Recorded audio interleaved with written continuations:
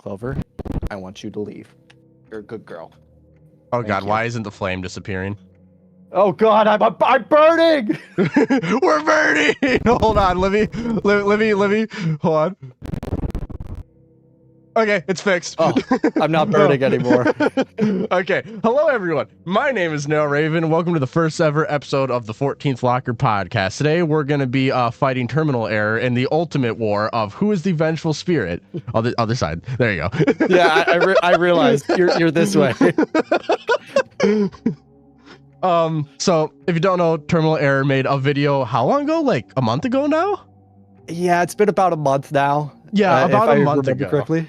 So about a month ago, terminal error made a goofy little video where he said that Fiona is the vengeful spirit, and people believe it, and I'm here to fight him over that. Goofy? It's true.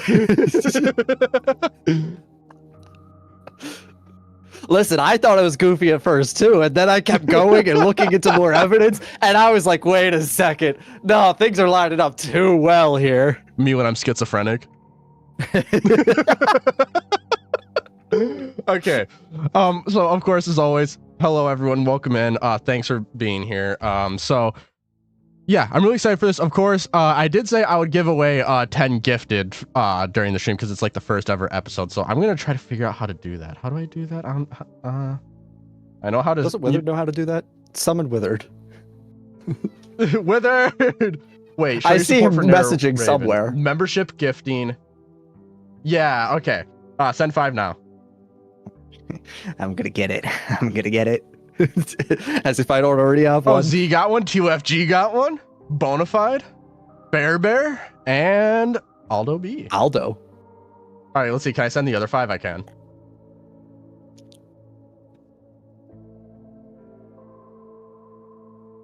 Oh, my girlfriend got one. Let's go. Jazz Peak got boyfriend. one. Hesher. Oh, I saw Loaf pop up and I was like, Loaf hit one? Loaf hit one. Also, you know. Looking snazzy. Thank you, Loaf. Thank you. Also, may as well, who do you think the Vengeful Spirit is? We will do one at the beginning and one at the end. Yeah, Bite Victim and Fiona. All right. And then other parentheses, you're wrong. I was thinking of doing Bite Victim the right choice and Fiona the incorrect one. I was thinking of doing that. Oh, hey, Mrs. Trap got one and CJ Polly. Well, congratulations to all 10 winners. Oh, that was just delayed. Yeah, that was just like really delayed for some reason. Okay. So I think we probably start at UCN and then kind of like go along to Secret of the Mimic, probably. It works with me. All right, let's Chat do hates the idea of Fiona. I know, you I've seen the votes. How can I vote on this poll? Andrew isn't on here because Andrew's wrong. I got an uphill battle that I gotta go for. Yup. Okay, so before we actually get into it, though, I do want to tell you, chat, that of course this is a debate. Do not get angry at anything I or Terminal says. It's all just interpretations, how we view the story. And if anyone is mean, you will get timed out. So correct. Make sure to keep it, as always, kind, calm, respectful, and remember that at the end of the day, all just a theory. Like, I could be wrong, Terminal could be wrong, we could both be wrong, or maybe like, I don't know, there's a mishmash and we're both right in some way. So who knows? We shall see what ends up happening in the future. So now that we got that out of the way, I think we shall get into Ultimate Custom Night with all the fun stuff. So I think the first thing we have to talk about is the cutscenes, obviously. Okay. And our interpretations of it. So I think we go into Toy Chica the high school years, and I'll let you start on your interpretation of Toy Chica the high school years. All right. Well, my interpretation is obviously each of the items that we receive from in the backpack is one of the victims. And obviously we all know that before we even get any of the cutscenes, there's already something in the backpack. All right. And this is supposed to be like at William Afton, like before the MCI and everything. And specifically the item that is in that backpack, if I remember correctly, is a foxy hook. Okay.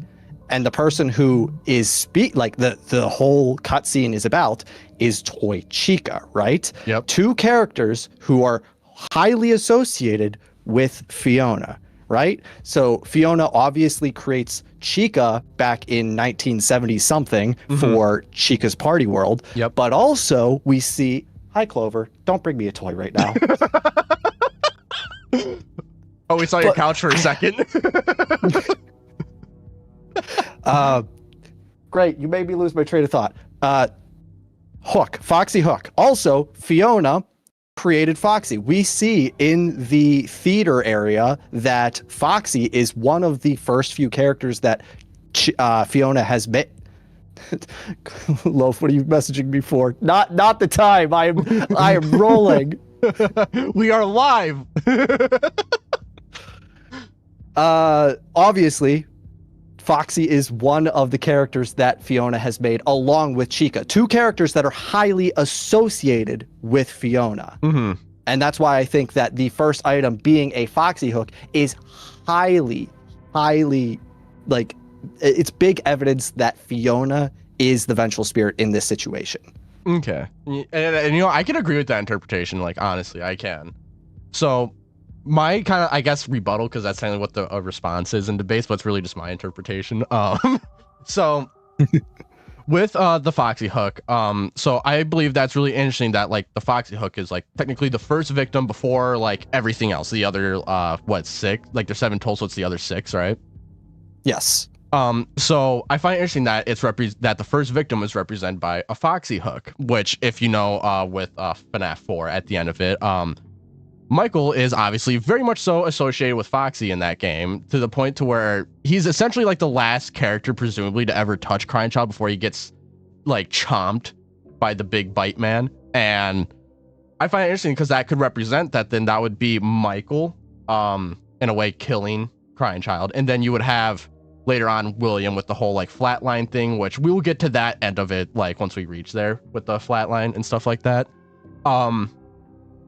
And then the other victims would be the MCI and Charlie, because we see Charlie grouped with the MCI so much throughout this series, like FNAF 2 with like Give Gifts, Give Life, with like FNAF Help Wanted 2 with the gravestones, and so many more other times that it happens. Like even recently with Ticket to Fun with like the Freddy, Bonnie, Chica, and Foxy, and then you have the Marionette and Balloon Boy together on like that black light. Right, because Charlie and the MCI are important. DCI it just doesn't exist. I feel like at this point DCI just doesn't exist.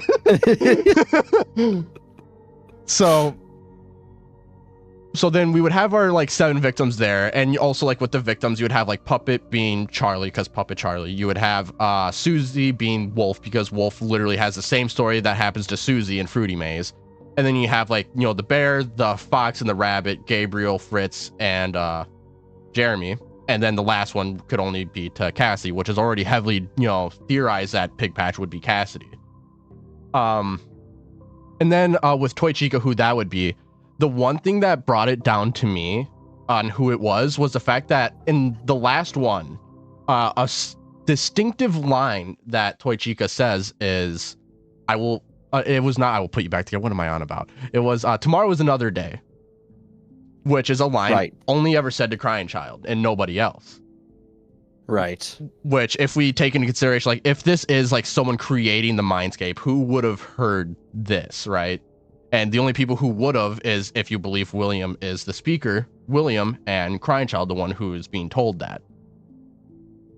So that is in way my interpretation of like the whole Toy Chica, the high school years, is that it's interesting that you bring up the what is it, tomorrow is another day line. Because while I don't specifically have Fiona saying that or anything like that, I think it's interesting that now we have Secret of the Mimic that has the Mycelium Men, which are basically just a reskinned version of the Freddy plush, the Fredbear plush in FNAF 4. Mm-hmm. So I very easily could see something. I believe it's even John FNAF who kind of believes that it's, if I'm remembering this correctly, I could be like just putting this into his mouth and something that he didn't say, but I believe he's like thinking that somehow these two plushies are connected in a way where whoever is in control of the Mimic network at the time is the one who is going to be talking to the Crying Child at the time. And we obviously have the 2 different colored texts who are talking to Crying Child, the one main one that talks throughout the entire thing, and then the one that's like the last 3 messages that we ever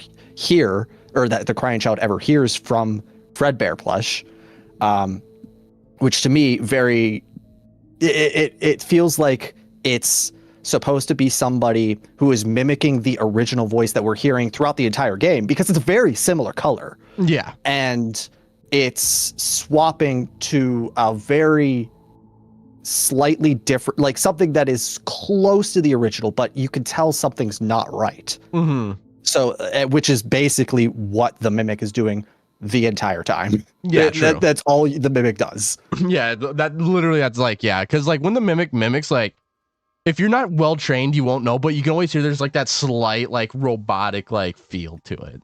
It's like trying to catch an AI video. Like, if you're not trained, you're not going to see it. You're going to believe that SpongeBob is getting arrested by the police, but you know. Yeah, literally. Oh, dude, I hate those videos so much. I love having them pop up and like me like trying to identify them before like something very obvious happens, because like I've been True. getting really good at it. I'm like, okay, this one is AI, but some of them, like I watch the entire thing and I'm like, No, was that real? There was like a video on TikTok like a month ago. It was like a bear jumping on a trampoline, and I was like, this looks real. And like a week later, somebody else debunked it because everyone was thinking it was real. I was like, that's insane. So, Anyway, that completely off topic. and obviously, of course, we gotta talk about the lockers when we're talking about Toy Chica, the high school years. Yes. Obviously, we gotta. So, what do you think is up with that slanted 14? Obviously, I can't debunk 14 theory. It's not something that I am able to do. The slanted 14 very clearly to me, and a lot of people since you pointed it out, feels like it is supposed to be a direct connection to Golden Freddy, because Golden Freddy is the 14th character who has his head slightly tilted, and with Toy Chica sitting on the 15th locker, who, as Daco likes to say, it represents William Afton. And William Afton, or Springtrap, being the 15th player in UCN, it all lines up very well. Like I can't debunk any of that. Yeah, and the other thing that I always find like funny about is that when we first found out about that, we even like counted like from 50 backwards 14 to make sure it wasn't something goofy like that. And there wasn't anything weird with it. And I don't know if there's any other characters that have their heads tilted, is there? I think there are a few like way later in the UCN roster, but like I don't think it's the same direction, if I'm remembering correctly. Here, I'll pull it up really quick, the roster. Okay. I was just gonna do the same thing. Kind of is in the same direction. DJ Music Man, opposite direction. Ned Bear, opposite direction. Yeah. Nightmare Own, similar direction. Nothing that I remember seeing was like them slanting in the correct direction and having some association with 7 or 14. Yeah. So God, that was such a fun time finding that, though. I don't, you know, just because I'm going to derail it a little bit, because like not many people know about what happened when it was found. So TD had like the most potato computer known to man at the time, and he didn't realize the stream cut out. So I brought up that like, it's weird that locker slanted to 14, right? And then like apparently the stream cut out, and like during that time I went dead silent, looked at the UCN roster and counted 14. I just went, guys, shut up. Golden Freddy's the 14th character, and everyone freaked out. And then the TD looked at his stream and he's like, oh wait, the stream crashed. So that was like I think that's one of the top 5 highlights of working with FNAF and other creators, like top 5 with that, because it was so scuffed. Is there anything else that we need to talk about with Toy Chica that you feel, or nothing is coming to mind. I don't have anything else that I have written in my notes here that I need to bring up. So, Chad, in case you're wondering, this dude over here was literally debating like 30 minutes before stream to put my recent video on in like 2 times speed to write down rebuttals to the whole theory. Don't tell them that. Don't tell them that. Don't tell them how much I wanted to win. Why would a bite victim hate William so much to be vengeful? We will get to that, Mrs. Traff. We shall get to that. So, all right, let's get to the next set of like cutscenes, which is obviously good old Bear Vengeance. Do you want to start? Or do you want me to start?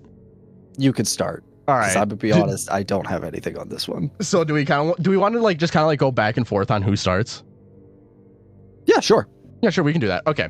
So, Bear Vengeance, it's obviously very much like, oh, it's a bear, he's vengeful, okay, and with the 14th theory, like, obviously it's connecting to that, but, so we have a vengeful bear who is angry at the fox, and he has a little minion, with Mangle, which is a really weird set of characters, because you have 2 FNAF 1 characters, and then a random FNAF 2 character, like, it's not like they're the withered counterparts.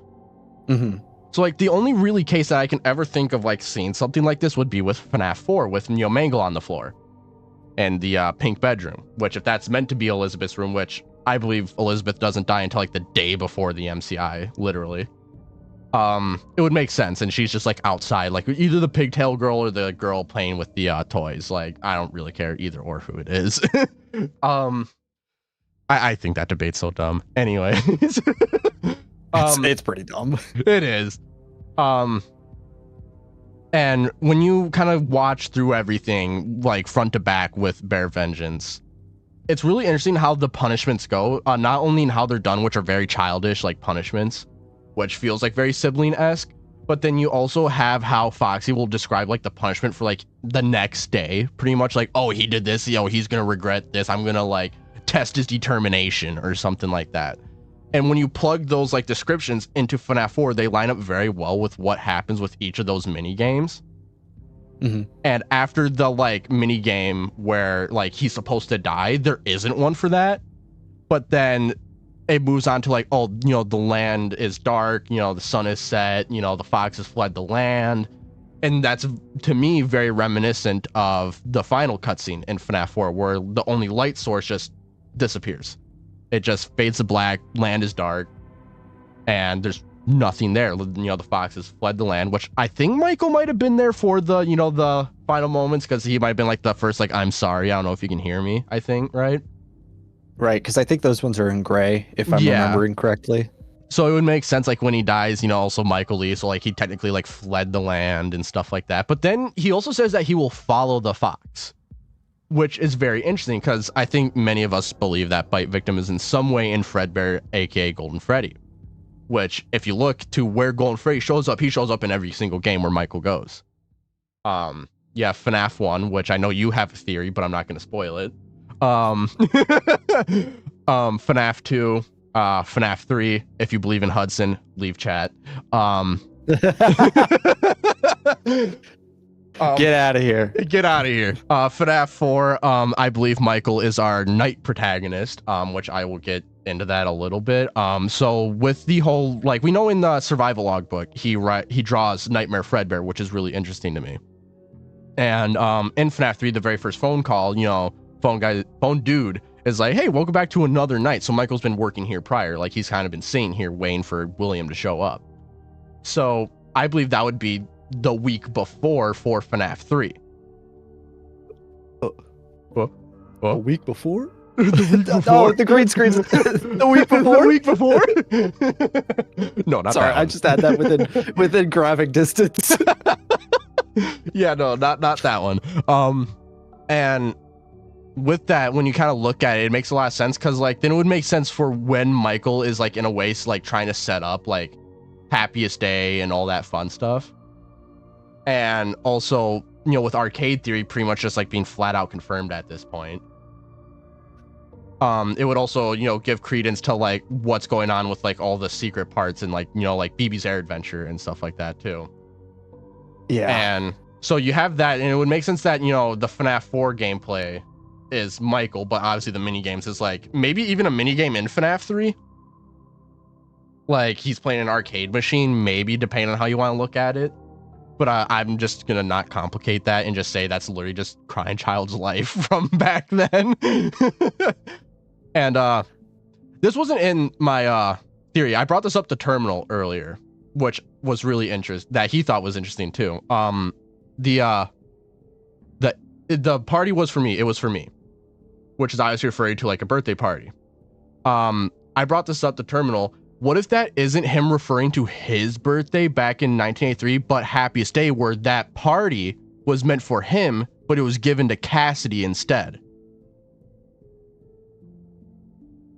Yeah, and I was saying how I think in most of the depictions since FNAF 3 has happened, we've gotten, while a lot of the evidence is pointing towards Crying Child being the receiver, like all the things are associated with his life, it seems like a lot of the things are saying that a girl has received the Happiest Day. Mm-hmm. The one that I remembered off the top of my head was Return to the Pit, where it gives you like 3 different versions of Happiest Day, and one specifically says that a girl is the last receiver of the cake, which you could just see it as Susie, but the fact that the last one receiving the cake is a girl feels like it's supposed to be more connected to Cassidy Plus, also, it's black hair, not the blonde hair Susie has. Does it say black hair in the book? I don't remember, actually. I'm pretty sure it's black hair because people thought it was like black curly hair or something like that, but it's either black or it's just curly. It's one of the two. Chad, if you know off the top of your head, let us know. Because there was like that whole like thing, like when the book was being, he's like, oh, it's someone with black curly hair. Andrew's confirmed. And then we read the book and it's like, that's not true.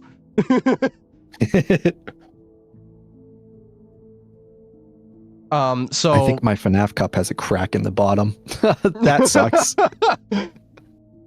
So in my idea of like the happiest day, it just says curly hair. Okay, it's just curly hair. Got it. Okay, which does still line up with Susie because yeah, I think the picture of her has curly hair. But the thing is, we do get that like one where they're all sitting down like on chairs, and one of them is a girl with like more blondish hair.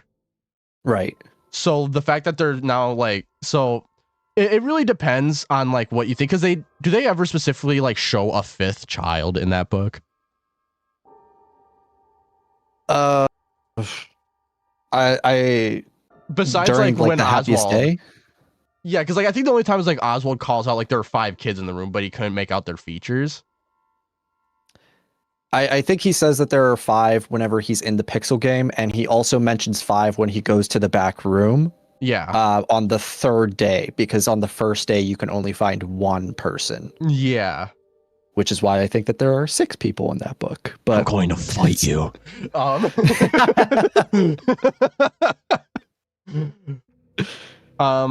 So kind of trying to come back on track with everything now that we derailed so much. So my interpretation of Bear Vengeance is more so essentially that it's like crying child trying to get revenge on Michael and it never working, and Michael being like, well, since you're being, such a bad little brother, if you do this for me, I won't tell on you, or if like you do this for me, I won't, like punish you or whatever. Mm-hmm. And then it leads up to his bite, and then what happens afterwards where Foxy isn't there, it's literally just Freddy there, and it's Bear Vengeance, which the only bear that is vengeful here is Golden Freddy. And yeah, I feel like that's kind of pretty much the interpretation, plus with like the descriptions of each. I can't remember every single one off the top of my head that Foxy says, but they all line up. Of them. Yeah, like because like I remember the first one is like, I will lock. What was it? It was it's a night he won't forget. And like in the first ever like boot up mini game, Crying Child's locked in his room. Obviously, we can't tell if it's day or night because for some reason that kid has no windows in his room. Dude's allergic to sunlight. Yeah, right. He like me for real. Wait, he's allergic to sunlight like a vampire. Oh. The baby isn't mine. The baby isn't mine. Okay. Also, no one in the FNAF universe can be from England, because if you look at the Into the Pit game, all of the UK and England is just gone. There isn't in England. So anyone who currently lives in the UK, England, Japan, you don't exist. Yeah, like in the FNAF universe, you don't exist. What's the other thing? If Madagascar is on the wrong side of Africa. Yeah, and isn't like there's like another one that's weird, isn't it? Like Mexico or like South America, that's also weirdly placed.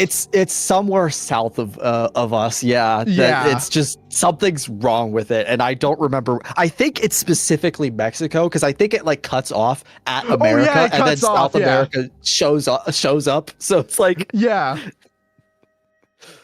Oh God. So, all right. Obviously, you said you didn't really have much of interpretation, but I'm still gonna let you say what you have if you have anything. I think I got something here. Okay. So, as you were saying, how at the end of the week, it's a new dawn that rises, or whatever. The darkness shall still fall again, something like that. Fiona is interpreted as being the sun character through what is it? Moon.exe. Yeah. So obviously she has that huge connection to being that light source, that light in FNAF. Meanwhile, you also mentioned how the Fox and Mangle are the 2 characters who go away, and it's not Freddy. And in your interpretation, Freddy is the bite victim, while the Fox and Mangle, I think you said Mangle is Elizabeth and Foxy is Michael. Why am I horrible with names today? I'm just like, oh, I need a name right now. What's his name? So it would be weird for the two characters who survive the bite, like they're not the bite victim, to go away, while the bite victim is the one to stick around and wait for the return of his older brother for the Fox, which it almost feels like it would be. I was kind of coming up with this as you were saying it, so it could absolutely be wrong because I'm not remembering most of what is said. Yo, 5 Mio. gifted Thank you, Mio. A huge W. Members. Oh, hey, Fatsen got one. Let's go. Dude, I saw Mio in my chat earlier where Mio was like, I gifted like TD5 and Fazen got it. What a waste. Fazen, I think it's because he's just active all the time. He's watching a lot of FNAF content, and if I remember from what I read, YouTube is like they give you higher priority or higher odds of getting it for gifted subs. If you're more active on the channel. So if like you watch the streams all the time, you watch every video, you're more likely to do it. But it's also not 100%. So I just want to see how they try and figure that out, because like it sounds interesting that they're just like, oh, you get higher odds, but it's not 100%. And I'm like, right. Why would they just make it so that the ones who are like more faithful are 100% gonna get it in the future? Anyway, what was I saying? Right, the bear being the bite victim, but being the one to stick around. Very weird. And I was coming up with this interpretation while you were speaking, so it's probably wrong because I don't remember what they say, because I'm horrible at reading and they don't speak in English. So my interpretation through this was that if Foxy and Mangle are together and they're punishing Freddy in a way, and they're doing it in like not in a way that's like supposed to actually hurt Freddy, they're just kind of giving him chores to do. We actually do see that there is another one. Raven, you got 5 more members. Oh my god, thank you. Hold on, wait, Aimi? Sorry if I pronounced that wrong, but Aimi, oh my, thank you for the 5 gifts. So, Bronze Film, dude, like, Bronze Films has been getting so many from my chat as well, it's ridiculous. Bronze like, get down, Mr. President. Gets hit with every membership. Like, I think every single time, like, his membership is expired and, like, a new one, like, comes in, he always gets it. Also, just for chat, because I see some people like saying that they want membership. The gifted memberships are random, so it's not like you can specifically gift one to someone. I think you could do that on Twitch, and I think they're working on it on YouTube, but they don't have it yet. They don't have it yet, which kind of sucks. Anyway, back to there's 3 characters. I'm gonna finish this before somebody else donates. Bear, Foxy, Mangle. Okay, there's 3 characters. We see in Secret of the Mimic that were supposed to be 3 posters in what is the room where you have to like fix the elevator. Yeah, you know what room I'm talking about? There's like the big poster of Edwin's father, there's Fiona's poster, there's Edwin himself, and then there's a slot right in the center of the 2 where there's supposed to be a poster of I'm assuming another person, because it would be weird for there to be 2 people and then in the middle just like an advertisement for Fall Fest or something like that. So there was obviously a third person who was very important to the company that had their poster removed for whatever reason. And in this interpretation, it would be that Foxy and Mangle would be Fiona and Edwin, giving this third person kind of the grunt work. And in this interpretation, I was kind of thinking that it would be Henry, since a lot of people are thinking that the person who jumped ship over to William is Henry. And that would be a huge reason as to why his poster is removed, because they would trust him. They're like big partners over at MCM, and then he jumps ship over to William because William's like, hey, you want your own place? Yeah. And that would be why he wants to jump ship. He's getting all the grunt work that nobody wants to do. Like, hey, go wash the MCM costumes that we're getting back from the customers. You know, I completely agree on that one. And the only thing is like, why would Henry be represented as like kind of Freddy in a way? It's, like I said, not the perfect interpretation. I would assume that he would be represented as Freddy because he's jumping ship over to Freddy's, and the Foxy and Mangle would be Fiona I don't know which one would be which. And like I said, this interpretation was coming into my head as you were speaking. Yeah, so right. like, not the perfect interpretation, but I think it's at least a decent one. Yeah, I'd for say it's something that I decent. came up with in like 2 minutes. Yeah, like I'd say it's decent. Honestly, I'm so glad you brought up that it was Henry who was offered that location, because when I brought that up in like my first ever Secret of the Mimic theory video that came out like a week after that game, people hated it. I see a lot of people saying that, like that Henry like we know he was involved, like no matter what. And it's just, we also know that he eventually gets a location to run, presumably, like, because, you know, he's highly involved with at least one of the locations that we visit in the games. So it just makes sense for, if somebody is jumping ship from MCM to Fazbear Entertainment and they are promised a location, that it very high odds could be Henry, especially if he's high up in the company. I mean, because like, I don't know if you remember like how much I was reading through those logs like crazy after the game came out. Oh, you were doing it like crazy. Oh yeah. I remember. You sent me a few, you were like, look at this one. And I was like, I can't read. No, I can't read. But like with that, like I was like, I feel like Henry was kind of like the start of the jumping ship kind of deal with MCM. Like he was the mole inside, pretty much. I wouldn't know if he would be the one to start it, but I definitely feel like he was at least the tipping point. Yeah, he was definitely the tipping point. If he is the one to leave, and he is supposed to be the one that is missing from that wall, everyone's going to look and see that one of the top 3 people in this company jump ship to the competitor. Yeah. Meanwhile, Fiona's dead. So it's just leaving Edwin, that a lot of people don't like. And plus also, I forget which like audio recording it is, but one of them, like, Fiona's like, the employees are getting really angry at you, Edwin, for making them do so much work. Yeah. Because we find out down in I forget the name of it, the place where Dolly is, that he's giving out like over 40 hours a week to a lot of people. Oh, some of them are like at like 150. Yeah. The people who are on the lower end, like closer to 40 hours, are on like a watch list or something to be like, hey, you need to be putting in more hours. And they're already putting in like 60 hours. Exactly. Like it wasn't even like they weren't putting in a lot of hours. They were putting in like 60 hours. Like that's a normal like full-time job plus like just a little bit of overtime. What like people would do nowadays. Oh my God, and all of a sudden, let's go. Who is that? Wait for it to scroll up. It was Mio again. How many was that? Wait, someone typed something.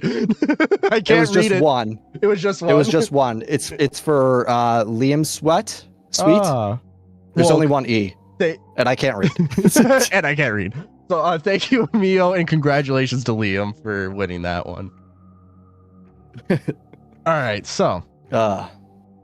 One other thing I kind of want to bring up about Secret of the Mimic is the disappearances, which is always interesting to me because there's only 2 of them, and there's so coincidentally 2 characters that are very much human-like in Secret of the Mimic, and one of them goes specifically missing where we encounter one of them. And everyone hates it when I say this. Bob is in Tiger Rock. Okay, I know there you lost me. You lost me there. Okay, but here's the thing. Bob goes missing down there and is never found again. And Tiger Rock has red flesh inside of him. You mean his body is physically in there? Or do you mean he's possessing it as well? He could be possessed, but his body's at least in there. Okay, I could get behind that. I could also get behind the idea, since we see in the week before like once somebody dies, it seems like they almost become like a weird Golden Freddy hive mind if they die with Golden Freddy. Because I think we see it with both Ralph and what's the other one's name? The reporter. Oh God, yeah, that's her name. Yes, like she like is like conscious for most of that call, but I believe close to the end she's like, "Oh, it's me," and like immediately switches up to like Golden Freddy mode, and like it seems like Ralph is also slowly doing that towards his final hours too, because he's like, "Oh, what's that smell? It's me." Like that's what's happening when they die with Golden Freddy. I could absolutely see that with the main driving force somehow being David, because that's just what has to happen. Like if it's not David, I don't want to play this game anymore. You know, and you know, one thing that I also say with it, I find it the most interesting that when it's the mimic inside of the Tiger Rock suit, that's when he's like the most supernatural. Like he's teleporting around constantly. Yes. He like, but like throughout the game, he like appears and then he disappears. Like he's not like super, like he's not like insanely supernatural, but like when you actually encounter him and like mimics in the suit, he is everywhere. Yeah. Which like to me is like there's more to like this like supernatural aspect to Tiger Rock in this room right now than there is later on. Yeah. All right, I think it makes me want to study those 3 rooms that we find him in, because we only see him, I think, 3 times. One of them makes sense because it's in the theater area where the moon just kind of falls through. The other one doesn't make sense to me. It's just like a room where you could decide to go through like 3 different doorways, and like it doesn't seem very significant to me. So maybe that could just be a weird jump scare that they wanted to put in, because it's a kind of like, okay, you just got past the big noisy area, I think is well, when he is guarding where like you get like a mail, he is guarding that because he's like blocking the doorway. Right. Yeah. He's like, hey, I guess you're right. Yeah. So maybe I should go back and like go and like on a fresh save and like try to see what that specific like mail is. And see if there's anything like important to it. That might be smart. Yeah, it might be. Or just see if somebody else like is like, oh, this is the location of the mail and this is what the mail is. Somebody has to have a video like that. If not, we are missing out.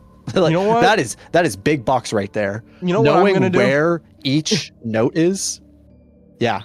Yeah, you know what? I'm gonna do that. I'm gonna do like a whole stream where I get every single note and write down where they are. I think that would be so helpful to theories, like with some of them.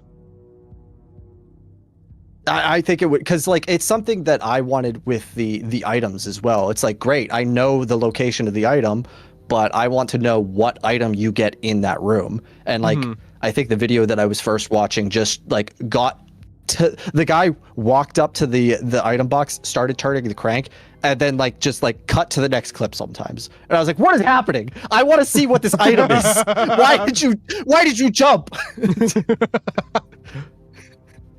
All right, I think we get to our last cutscene now, which I'm excited to hear your interpretation on this one. The 14th Golden Freddy cutscene.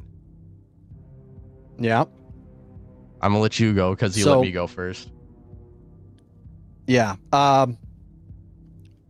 Obviously, it means that whoever is haunting or in charge of the UCN, whoever is trying to torture Afton, has to have some sort of big significance to Golden Freddy. Like that just has to be that's just what that means. Golden Freddy, like it, as much as like in my video I was like, why is Golden Freddy not the one that the Vengeful Spirit speaks through? Like that just doesn't make sense to me. Or what was the other thing that I said that I thought was funny? Drawing a blank. Moving on. Obviously, Golden Freddy is very important to UCN. So whoever is torturing Afton is connected to Golden Freddy, like highly connected to Golden Freddy. And the fact that there is a burning also means like you could hear the fire in the distance. Obviously means that fire is connected to this character as well. And up to that point, we only had 2 fires before UCN, if I'm remembering correctly. Yeah, it's there was FNAF the fire 3 that and we get in FFPS. FNAF 3.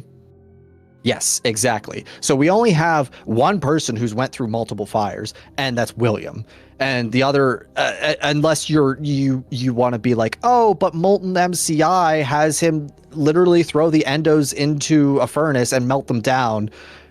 Okay, was that a big theory at the time? I don't remember. I don't think it was. I think we had to get more information before we got that theory. Yeah. But it means that whoever is involved with UCN is connected to Golden Freddy and Fire. And while in my theory, I say how Fiona is connected to Golden Freddy, which is like, it takes a few steps, but you can get there. The fire is very obvious. She dies at the Fall Fest fire. Like there's no interpretation needed there. I don't need to be like, oh, well, this happens and this can be connected to this. No, she dies in the Fall Fest fire. That's the connection. And if we think that William is the person who starts that fire, that just Hesher. It's always when you're talking. They just want me to shut up. They're just like, Fiona's not the vegetable spirit. Shut up, Terminal. Thank you so much, Hesher, and congratulations to everyone who got one. Anyway, obviously, Fiona dies in the fire. If William is the one who starts that fire, which a lot of people believe, because he is involved with, he's the owner of Fall Fest. Like, obviously, he would be there at the Fall Fest event. It would make sense for him to be a part of the Fall Fest crew that Fiona mentions. We just don't have a good reason why. The best reason that people are coming up with is get rid of Fiona, and it will mentally destroy Edwin, which will destroy his company, and then Edwin can come in and buy it for really cheap and grow his company even further, which is a pretty decent motivation. A little sadistic, but we know the guy kills kids in a few years. So like, right? And we still don't know what happened to his wife. Exactly. Who is Mrs. Afton? Where did she go? Like, she's been dead since the 50s. But yeah, my interpretation, Golden Freddy, very important to UCN. Fire, also very important to UCN. Yes. And I have connections to that. Fiona is connected to both. I'll probably talk about how Fiona is connected to Golden Freddy later. So we're just not going to continue talking about it for the next eon. I do want to say with how Fiona died, one thing that I found interesting in Moon.exe with Big Top is that he's gifted a whole entire book of Fall Fest tickets. Yes, he is. Which I am always like saying, what if Big Top in some way was what was meant to be installed, and that's what went wrong and caused the fire? That's something in the installation of Big Top at Fall Fest went wrong. Like, that's what I always thought with it. I can see where that comes from, but I also personally believe that Big Top T-Dreads is here. T-Dreads is here? Yeah. T-Dreads and Fazbear End. Oh, huge dubs. Hello. You can point yourself to locker 14. My interpretation was that Big Top is a part of a different event because they have posters around. There's not many of them, but they do have posters that say that he's like the Big Top show. So it makes me think that they were trying to make their own Fall Fest like event to compete with it. Either that, or I'm just not fully understanding what Fall Fest is. Like, I think somebody had an interpretation that Fall Fest is like a big, huge event. Yeah. And like a lot of different companies can come in and like do their own little thing. So Big Top would like have his own little section, and Fazbear Entertainment would have their section, which would most likely be connected to the Fredbear singing show that we have the ticket for. But to me, the poster made it seem like it was supposed to be a different event that they were trying to create in a way, especially since they have their own different pricing, and like everything that they have is supposed to be it's like a rip off of Fazbear Entertainment stuff. Like we have the Fazbear Blast in Help 1 and 2, yada yada. What's the ball thing, which is also in the Fazbear Blast. So, or I guess it would be the games that MCM make are copied and remade by Fazbear Entertainment. Yeah, and like depending on the timeline. Yeah. I feel like with the whole what caused the fire is so up to just like a hat throw. Like, there's no way to know what caused the fire right now. Until we get more evidence of what caused the fire, it could be anything. I'm gonna say it's William until further notice. Yeah, but we're probably not gonna get something at Fall Fest telling us, oh well, Fall Fest was burned down by William Afton. Yeah, like I feel like it's gonna be like something really subtle that like tells us, honestly. Yeah, like Springtrap holding a single match that's half burnt. Yeah, right. I don't know. They're gonna try for something really subtle that like nobody's gonna see. You're gonna they're literally gonna give us a haystack. Yeah, they're literally gonna give us a haystack, and they're gonna put a single half burnt match in it, and we're gonna be like, oh. You know, actually, I have to ask this, TD, if you're still in chat, what happened in your brain where you're like, you know what, during this intense chase with the mimic, let me look at the floor.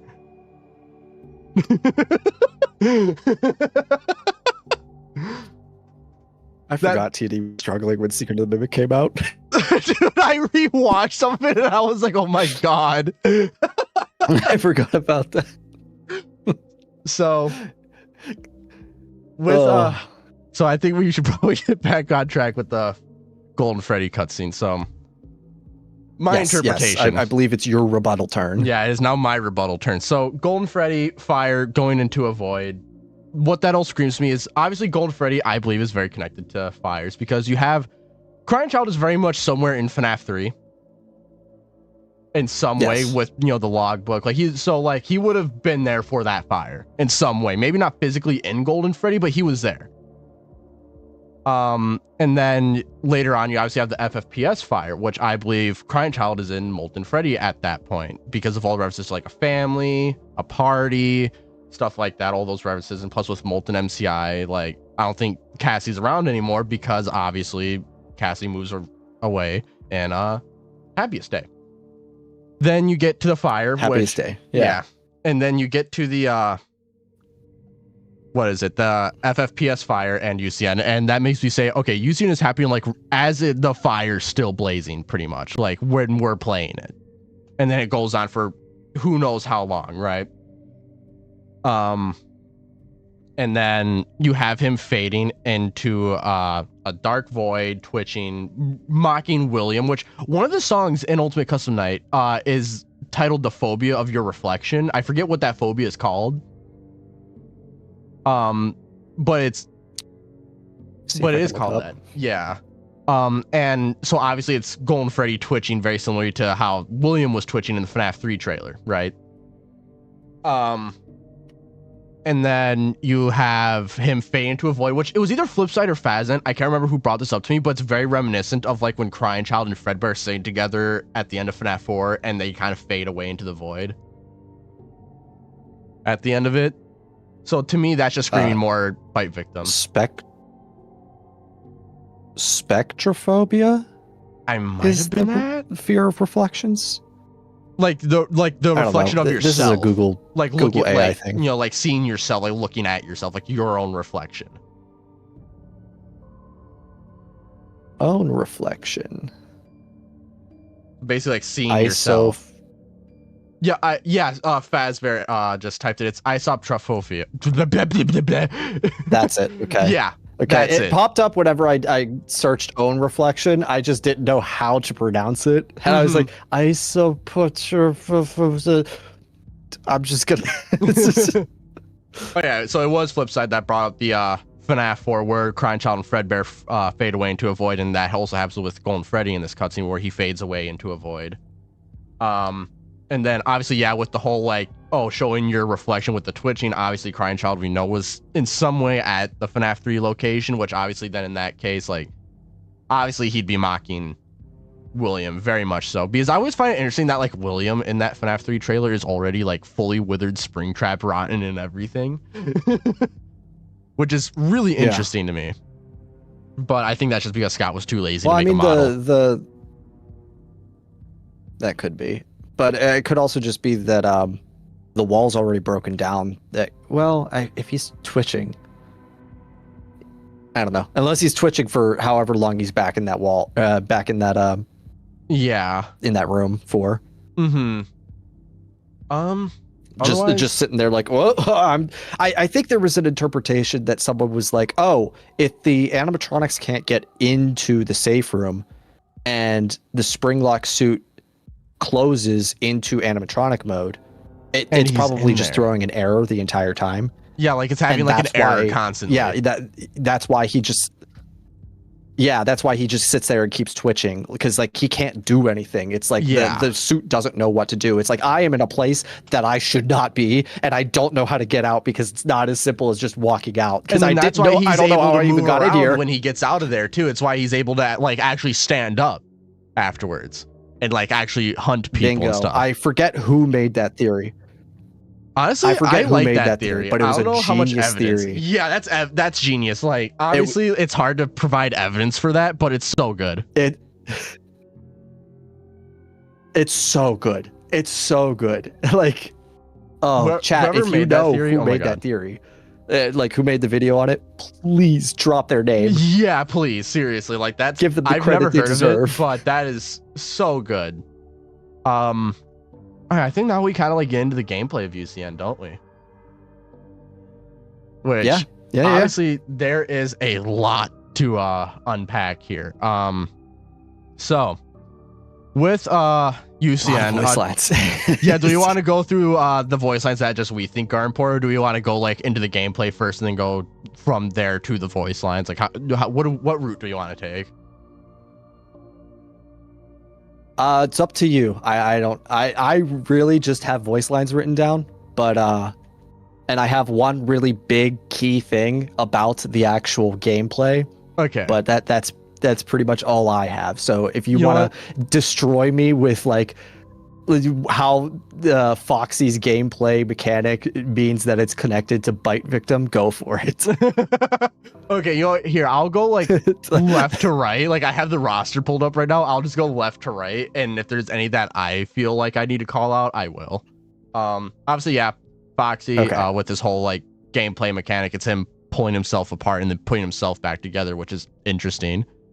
And weird. Obviously you have Toy Chica, with, her just being really murderous for some reason compared to the other toys. Which Toy Chica is William Afton. Of dying, will you? God, I wonder why they didn't bring back Amber Lee Connors for the voice into the FNAF 2 movie. And then there's Mangle, which obviously oh yeah, you go. Oh, I was just gonna say because Megan Fox. Duh. Because of Megan Fox, more money. That's it. So, and then there's Mangle, which is a take apart and put back together attraction. But then she mocks William, saying, "Now I get to take you apart and put you back together," which is interesting. Withered Bonnie, I just use this for evidence against Andrew, so it's not really important to our debate, but that proves that there's at least a third consciousness in here, where in the book of the Man Room 12A, there's only two. You're using Withered Bonnie as evidence? What? Well, yeah, because he's confused on where he is. Oh, I use that for... I specifically used Withered Bonnie for Fiona. Okay. Because he says, what is this new prison? Is it me trapped or is it you? Perhaps it says both. With the new prison being from whatever the F10 machine is to the UCN gameplay, whatever. Either she like constructed UCN while she's inside of the F10 machine, and she's like, I've remodeled the place. Do you like it? Time to murder you again. Also, really quick, chat, if it's lagging, it might be on your end because YouTube is sometimes weird with live streams. Just try refreshing if you can, because on my end I'm not getting any like errors or anything up that there's issues. So YouTube is a little busted with their live streams, I'm not gonna lie. Yeah, the amount of times that I'm trying to enjoy and then it just freezes for like 10 to 30 seconds. I'm like, this is outrageous. So yeah, chat, if that happens, just reload. Because I have my Streamlabs like on my main monitor and I have no errors that like something's wrong. So it might just be YouTube being stupid. So I mean, yeah, you continue. You continue. Okay, I was just gonna say the idea of being taken apart and put back together is in this game a lot. Like you said, it's Foxy for some reason, which I guess you could be like, oh well, Foxy is, you know, Mangle's a Foxy, so shut up. Whoever say that, shut up. But like it's said a lot in this game, and it's not a great connection. But my idea was Fiona's a computer, right? And being computer savvy, William could have taken Fiona over time and taken her apart and put her back together in different ways. And I think it's kind of proven, at least a little bit, from the 3 times that we see the Mexis machine, because we initially don't see it with any like little attachments on it, like nothing that we can interact with in Ruin. We then see it in Help Wanted 2 with the little keypad. So at that point I could just be like, okay, well maybe the keypad was just, you know, there the whole time and we just didn't see it because they didn't want to reveal it at that time. And then we see F10 in Secret of the Mimic with a camera, which the other 2 times that we see Mexis, no camera. To me that feels like, especially with how I feel Fiona is the hand unit. William's been working on this machine for years, and Fiona is finally like, oh, you're finally in the machine with me? Time for me to take you apart and put you back together the same way you did me. Yeah, because like the take apart, put back together, be like, you took apart my family and try, you know, like I could very well see that if that's the route Scott's going to take. I could see that very well. Yeah. All right, let me open back up the roster real quick. Okay. Yeah, I think we're on Puppet. Yeah, so Puppet is another character that I believe is another consciousness, because the Puppet is the only character that is like, I don't hate you, William. Yeah, I can kind of agree with that. Like, I don't see anybody other than Charlie currently who could be the Puppet. Like, it would have to be like, it can't be the Vengeful Spirit. Yeah, because they specifically say, I don't hate you. You just need to get out of my way. And like, Vengeful is hate. So literally. So like, Puppet is very much so like their own thing in here for sure. Yeah. This is why I was like, you used Withered Bonnie as the evidence that there's more than 2 consciousnesses in UCN. I would have used the Puppet. I'm not gonna lie, like I completely forgot about the Puppet. One person over, Raven. I did not want to have to listen to all the voice lines and then get to Mr. Hippo, okay? I listened to Mr. Hippo, okay? I listened to Mr. Hippo, and I think that Mr. Hippo is representative of Fiona. I am not kidding either. I wish I was. But we'll wait until we get there. True. Golden Freddy. Now, this is the most interesting one because Golden Freddy has one of the most interesting mechanics in the game with the death coin. He is only one of 2 characters where if you set them to 1, they have a unique interaction, and his unique interaction is gain the death coin, and then when he appears, death coin him, and he doesn't die. He comes back as Fredbear, which means that whoever our vengeful spirit is, who has a connection to Golden Freddy, has a connection to the old school Fredbear from like however long ago, like in 83, that model would have been. Yeah, it would have to be close to 83-ish because in 79, most of the things that have Golden Freddy on them give him a black hat and a black bow tie. Yeah. Which is weird, and it's something that I pointed out, because that would mean that Golden Freddy goes from 2 black accessories, then to 2 purple accessories, and then back to 2 black accessories after it turns into what we know as Golden Freddy. Yeah. Also, I want to bring this up. This is just a really quick thing. So the debate with if Cassidy is a female, I want to bring this up actually to UCN. So I feel like Scott intentionally revealed Cassidy to tell us that it's not Cassidy, and the reason why, I believe it was the 4th closet that literally released the day before UCN that literally reveals Cassidy as a female. Mm-hmm. So I feel like that was Scott being like, hey, before you play this game, just know Cassidy is a female and not a male, which is very much brought up, like, you know, he's here and always watching, and, you know, stuff like that. He's there. He's everywhere. Who you gonna call? Psychic friend Fredbear. when you said he's here, it wasn't like immediately to he's here and always watching. Like, I know you wanted you were referring to. It went straight to Matt Pat going, he's here, he's there, he's everywhere. Who you gonna call? Psychic friend Fredbear. Matt Pat will haunt my nightmares forever. If I ever meet things Matt like Pat, that, I'm gonna specifically get a Fredbear plushie and have him like sign the tag for that. that would be awesome. That would be beautiful. Yeah, the 4th closet was the first instance of Cassidy we had. Yeah, it was. And in that book, Cassidy was revealed to be a female literally the day before the release of UCN.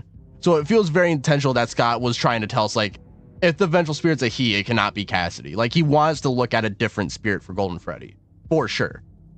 Yeah, I think dual process theory is a huge believer that Cassidy is a girl. And I think that's a very common belief in the community, but there are a lot of people who are like, Cassidy can be a boy name. And I think that most people are still just kind of, Cassidy is the Vengeful Spirit, and the Vengeful Spirit has to be a boy, therefore Cassidy has to be a boy, which it's kind of like circular reasoning, if I'm remembering. It also feels very reaching. 9th grade English. Yeah. I hear them arguing for Andrew, not this episode, but we might in the future. But it's not going to be with Carnival Stick. We have to find somebody who believes in Andrew. Yeah, we have to find someone first, and that. So if you can find someone who still believes in Andrew and they're not on Twitter or Reddit, I'll do it.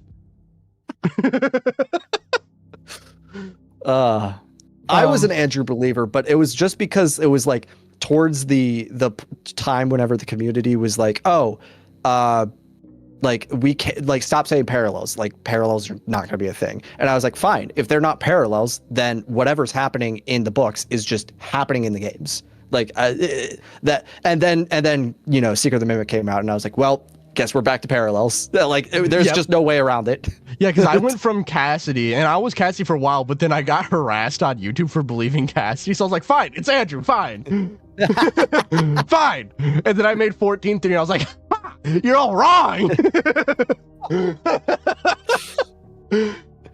I love how both of us were on Andrew just because out of spite for other people. Yep, literally. God, where were we?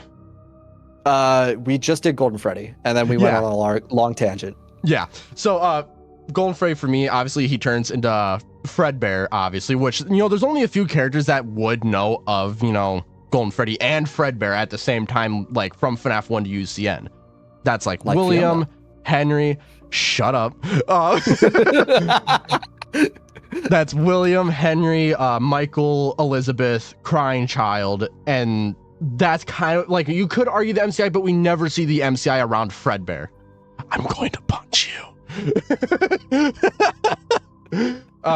So to me, like, when I look at that and, like, you know, our Vengeful Spirit is meant to be Golden Freddy, and obviously, like, was killed by Fredbear, because the interesting thing is you have to death coin Golden Freddy to get Fredbear. So you have to kill Golden Freddy to get to Fredbear, which is, you know, like, to me is like, okay, this person has a connection to Fredbear. You have to kill them to get to Fredbear. Obviously, there's some form of death.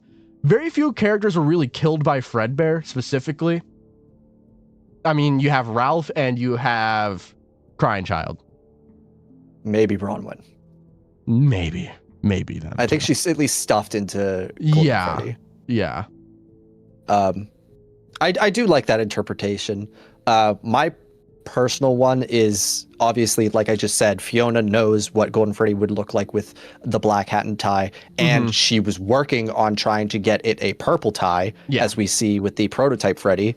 So the fact that it changes to purple during we see it as purple in 1983. I'm not saying that like it changes that moment that the bite happens. No, it's purple in 1983, which is a strange detail because we've known that it's purple for a few years, but now Steel Wool is telling us it's been black before it was purple and now it's black again.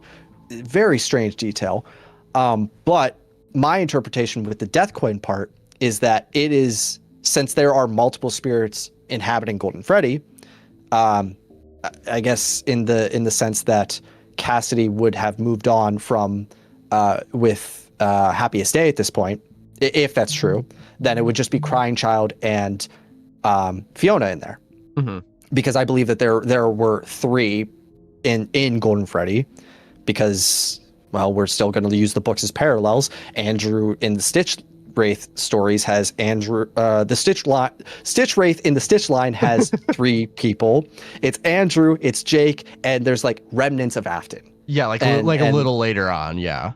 Yeah, exactly. And like, it's the fact that Andrew holds on to the hatred of Afton that allows Afton to come back later in the stories. That is supposed to be, in my interpretation, a parallel to Fiona, who is vengeful for the Crying Child's, or not the Crying Child, David's death. Sorry, I was getting, God, David just beamed itself into my brain right there.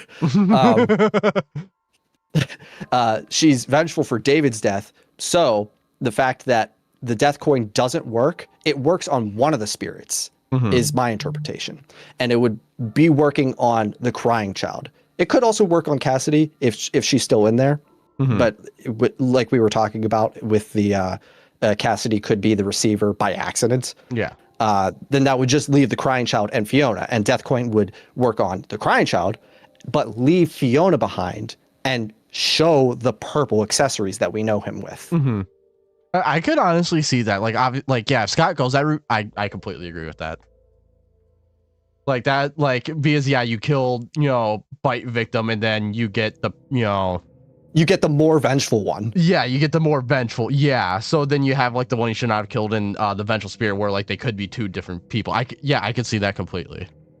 Chat, he's coming to my side. I thought I had to try and get you guys to my side. He's coming to my side. Oh no, what I'm saying is that if that's the route Scott takes, I'm on board.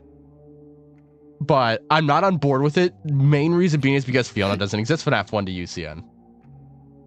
That's fair. That's fair. Which I do have a rebuttal for that, but I don't know how good of a rebuttal it is.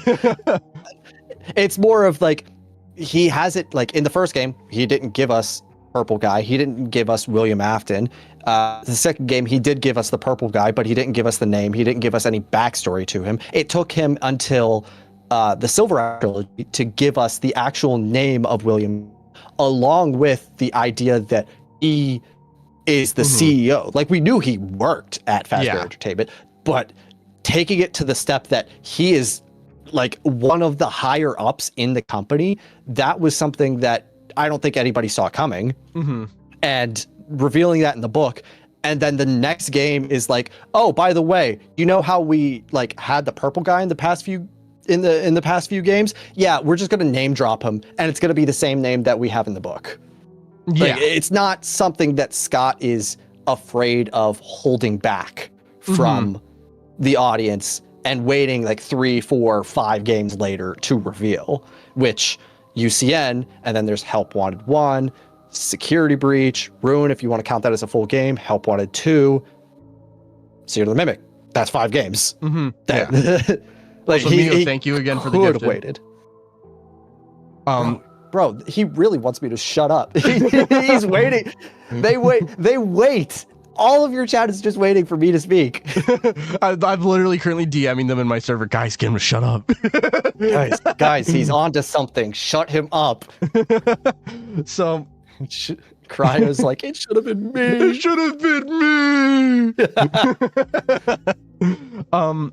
So another thing that like I saw someone bring up in chat, I'm gonna come back to what you said in just a quick second. Yeah. So with what Cassie would be if like she's not the vengeful spirit, I believe she's the happiest day receiver, and like she essentially the happiest day was given to the wrong spirit in Golden Freddy. And it was meant to be for Crying Child. Because I think what Puppet was most likely trying to do is trying to free like the one that's been there the longest and then get to the one that's been there like the shortest, basically. So then like next in that line probably would have been Susie. They're both connected because of Golden Freddy. The Puppet just grabbed one of the souls, not realizing that there's another one in there or something like that. Yeah, especially since they're, and then you know you have Bite Victim saying it was for me. Like, you know, it seems like Bite Victim's kind of like, man, you suck. May as well go torment my father. Wrong one.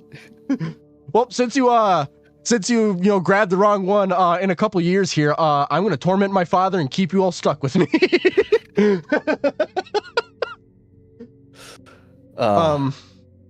So I definitely think that has some merit to it, and because we thought of that like literally 5 minutes before stream. Yeah, so. like I literally thought of it 5 minutes before stream. I was like, wait a minute. So, okay, there's Springtrap, which he doesn't have anything. The Phantoms not have anything. I mean, Nightmare Freddy is literally just like, yeah, he was like in some way an illusion before, but now he's real. That's kind of like all the nightmares, except I want to bring up Nightmare Fredbear, which he has, in my opinion, some of the most interesting voice lines in this game. When you think of the Vengeful Spirit, our friends are, and you are not one of them. One of them. That is like a direct like response to what is said in that final cutscene. That's one of them. And then another one, he references it like 2 times where it's like, let's see how many times you can be pulled apart. And like he has another one that's similar to that, but I'm blanking on that one. Oh, let me put you back together and take you apart all over again. All over again? Yeah. Yeah. So, which are all just straight up FNAF 4, you know, Crying Child references, you know, responses to what was last said to him before he passed away after that flatline. And another thing, TD brought this up to me. If you really listen to Nightmare Fredbear, you can kind of hear like another voice behind him that sounds like a little kid. It does sound like that. I thought it sounded almost like that there were 3, but that could just be me coping. It could just be you coping.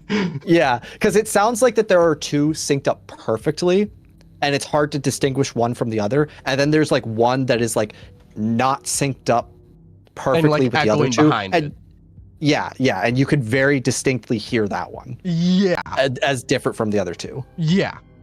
So to me, that just kind of like screams more evidence that like Crying Child is in some way here in UCN causing this yet again.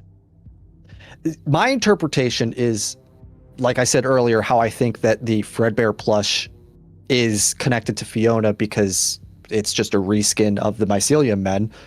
She obviously was connected to the Fredbear plush and either heard William saying it before or was the one to originally say it and is now saying it to William as like a haha, you know.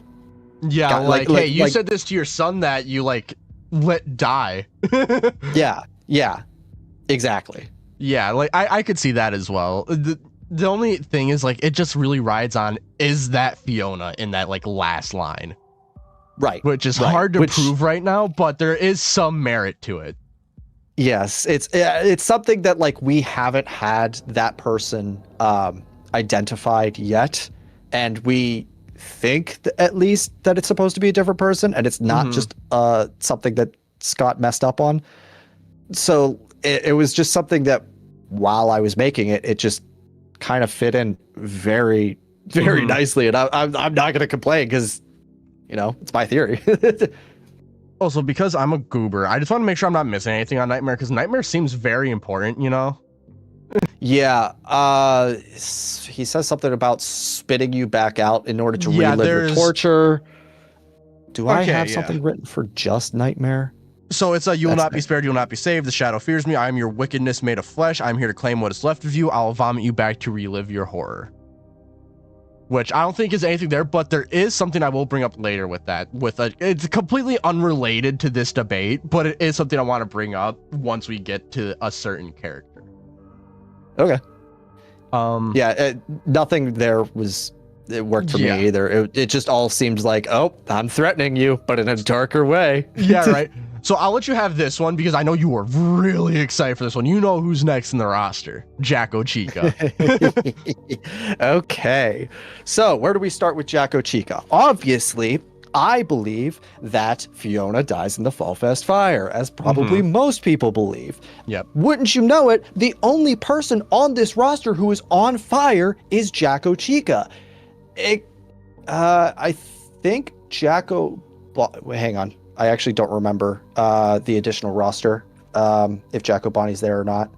Jacko Bonnie's not in the UCN roster. Okay, that's what I thought.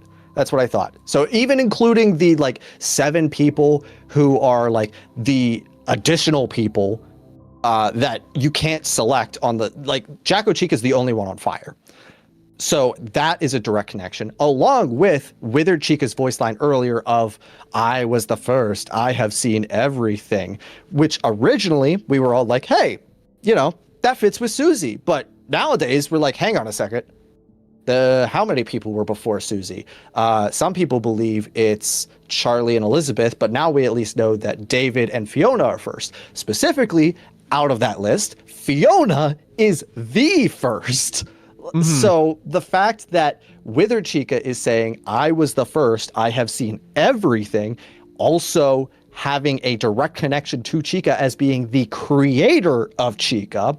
And now Jacko Chica here is a burning version of Chica with the line saying, I am the burning reminder of your misdeeds, is just, it's like poetry. It's beautiful. It's like, oh my God, the first death that William was the cause of is now coming back in order to remind him that that where it all started back all the way in 1970, whenever Fiona died, 5, 4, 3, something like that. Yeah. So yeah, I think that's it. Also, I'm actually going to completely derail this, and I'm actually going to join your side for just a quick second here. Someone said, can you explain how the Mycelium Man is a reskin of the Fredbear plush? When was it said to have voice repeat abilities? And someone said that theory is based on nothing. In the commercial for the Mycelium Man, they can repeat what you say. Yes. They can repeat what you say, and they can also connect with one another. They show that 4 of them are on the same stage or whatever on camera, and when one of them hears the little jingle, all 4 of them play it, so they can play together. So it's showing not only can they hear and repeat what is said, but they also have some sort of networking with one another. Also, I want to say this really quick. If that is what's happening with Fredbear, imagine just being a kid by that car at Fredbear's where he's hiding by it, and then just all of a sudden you just randomly hear, I will put you back together. You're like, what? What do you mean? That would be really funny. You're just like, Fredbear, what do you mean you would put me, huh? Huh? What do you mean, buddy? That would just be so funny. All right, I'll give my explanation on Jacko Chica with the fire and everything. And my interpretation of it is literally Golden Freddy's cutscene has a fire blazing in the background, which is yes, which is, in my opinion, more so the Vengeful Spirit mocking William for getting caught in the FFPS in the fire. Is that it? Yeah, that's literally it. Okay. Because I guess I don't think I mentioned it as much because I kind of forgot. Jacko Chica is the only Jacko animatronic. Jacko Bonnie is not there. So the fact that she is one of the few to make it into the roster, while sidelining the regular Nightmare Chica, is something's up. Something's up with. I agree. But you know what's also weird is we have the other Halloween characters in a way. We have Nightmare Baby, Nightmare Yon.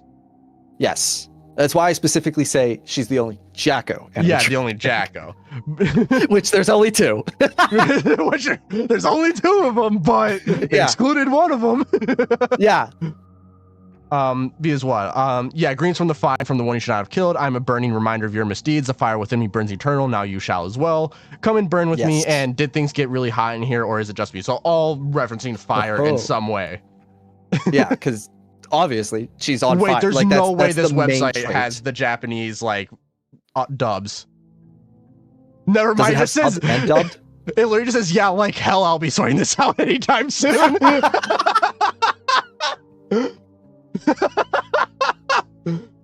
That's great.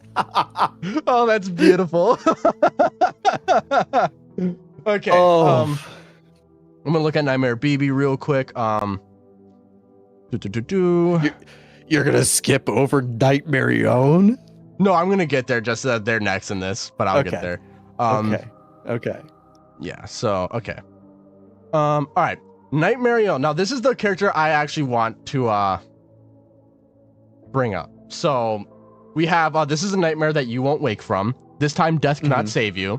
The nightmare is just the beginning. Let's taste death again and again and again.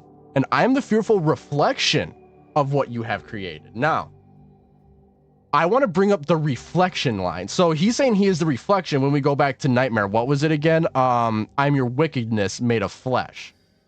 So they're both in some way something of William's being made to reflect William.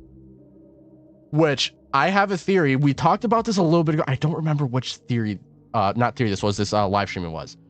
But we came to the conclusion that Nightmarion replaces Nightmare, and how with the puppet very closely acts to Shadow Freddy, with the fact in like FNAF 2 you have saved them, takes withered Freddy, and you had the chance of getting attacked by William, and you have to follow the marionette. And then in FNAF 3 you have Shadow Freddy being like, hey, come follow me, buddy, to come get your, your killer, let's free you so you can, spring lock your killer.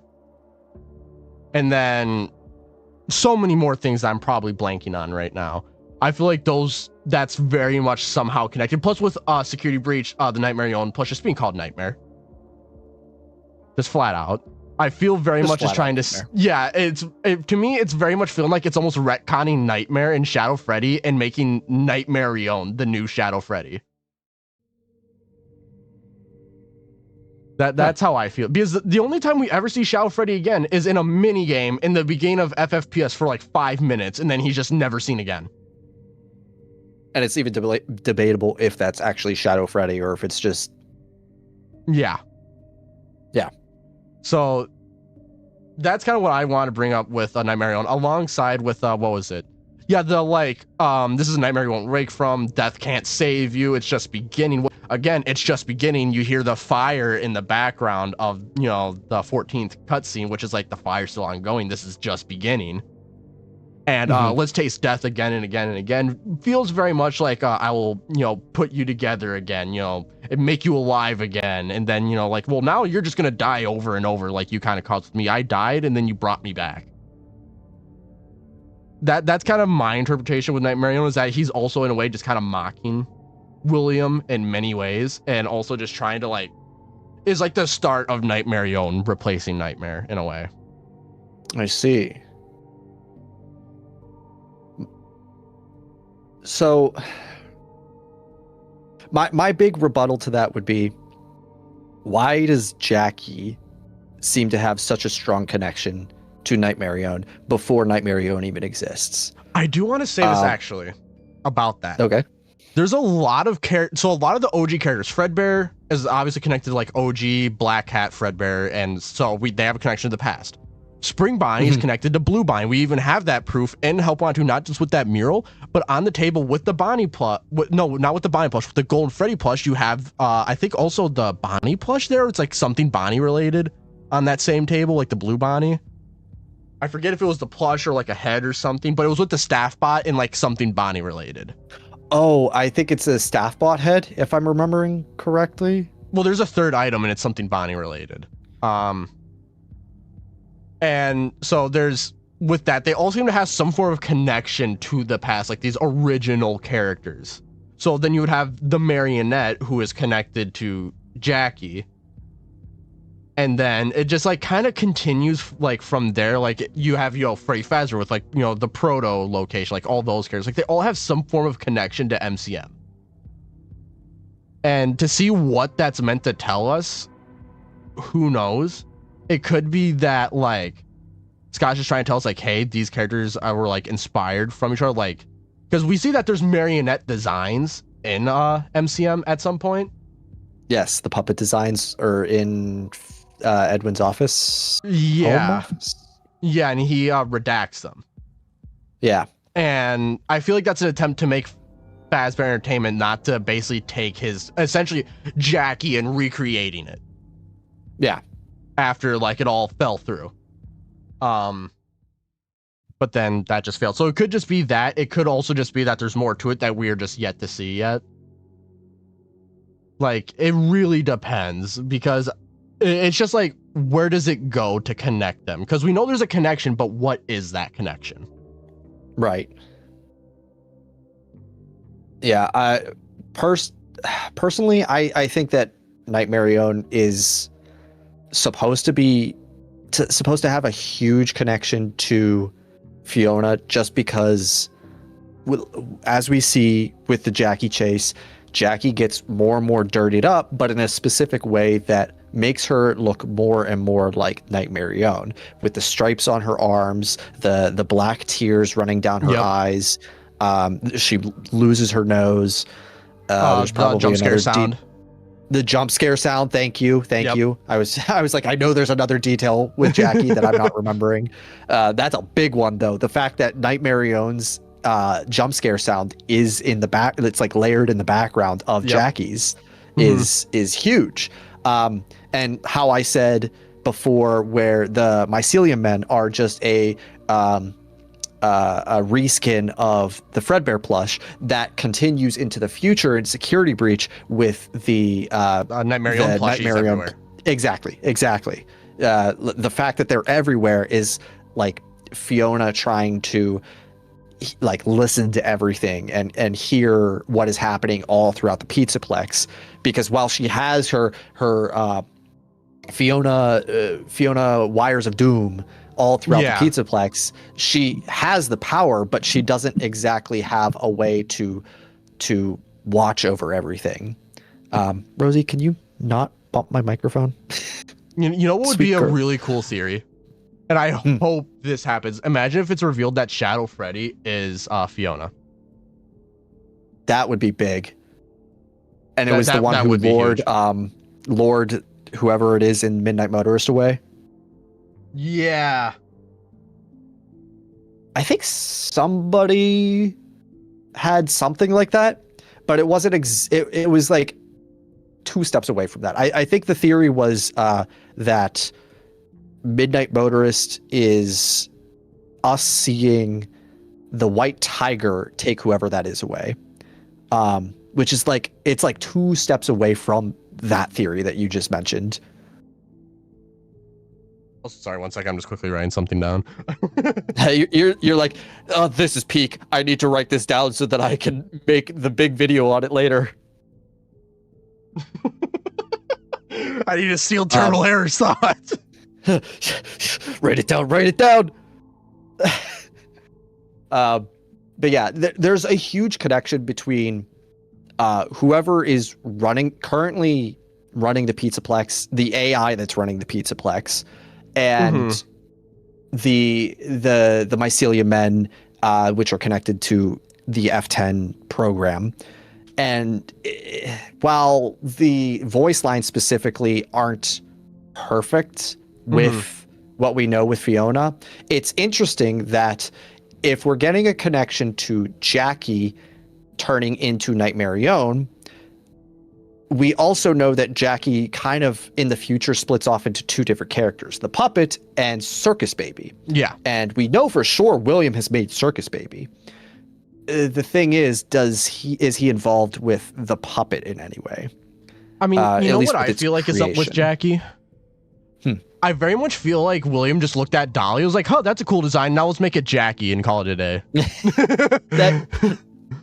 He probably did. He was probably like, well, let's just take these two ideas and jam them together. He was like, I find it very interesting that like Dolly has that split down her face, like the fun times, and then is also wearing something kind of similar to Baby with like, you know, the skirt, whereas like Yes. Circus Baby's like what? It's like a tutu or a skirt, like a really short skirt or something like that. It's like a tutu though, isn't it? I think it's supposed to be a tutu because she's a clown. Yeah, but it's a similar type of clothing, right? Yeah. And then, you know, you just clownify Dolly, you know, make it wear a tutu, and boom, you got Circus Baby. Put a deadly murder claw. I looked up just Dolly in order to get a picture of her to look at for reference, and it came up with like the things with wheels to move your refrigerator around. I'm like, great. You mean FNAF doesn't mean everything? Like, it's not the most searched thing on the internet? Dude, I'll do that. Sometimes be like, oh yeah, right. Right. Other things exist. So honestly, I feel like very much so is like, yeah, I agree. Jackie very much splits into like Puppet and splits into Circus Baby. And then you also have like very much the Puppet and like Nightmarion replacing Nightmare, which is Puppet yet again. Yes. And then it continues. And another thing, I think it was a character encyclopedia that said this about Shadow Freddy, that to expect him in future entries. And I think what they were saying is like, it's not literally Shadow Freddy, it's Nightmarion. It's something that represents the same thing as him, but it looks different. Yeah, exactly. Yeah. And that's what Scott's like now trying to tell us, is like Nightmarion is pretty much replacing Nightmare / Shadow Freddy. And what this whole line of connections is going to what this whole thing is going to lead to, we don't know yet. We haven't gotten the whole story to that yet, but what it is going to lead to, I'm excited for it. Now my face is itchy. I made a grave error. I made a grave error. Oh, you coming back? I made a terminal error. I made a terminal error. Yo. Okay. Orville. I don't think there's really much. I mean, obviously there's the child's voice where it's like, he tried to release you. He tried to release us, which is obviously Henry, because he says he's not going to let that happen. He will hold you here, keep you here, no matter how many times they burn us. So this person has also been through multiple fires, as we know. Right. Which we've already established before. My big thing about this is more of just it loops in all of the not the rock stars, the mediocre melodies. Mediocres. Yes. It loops them all together where two of them at least have like that, or three of them have that second voice speaking with them. And it's very interesting that out of all the characters that the Vengeful Spirit would be speaking with, it's not like a Golden Freddy character. You know, we don't have Golden Freddy.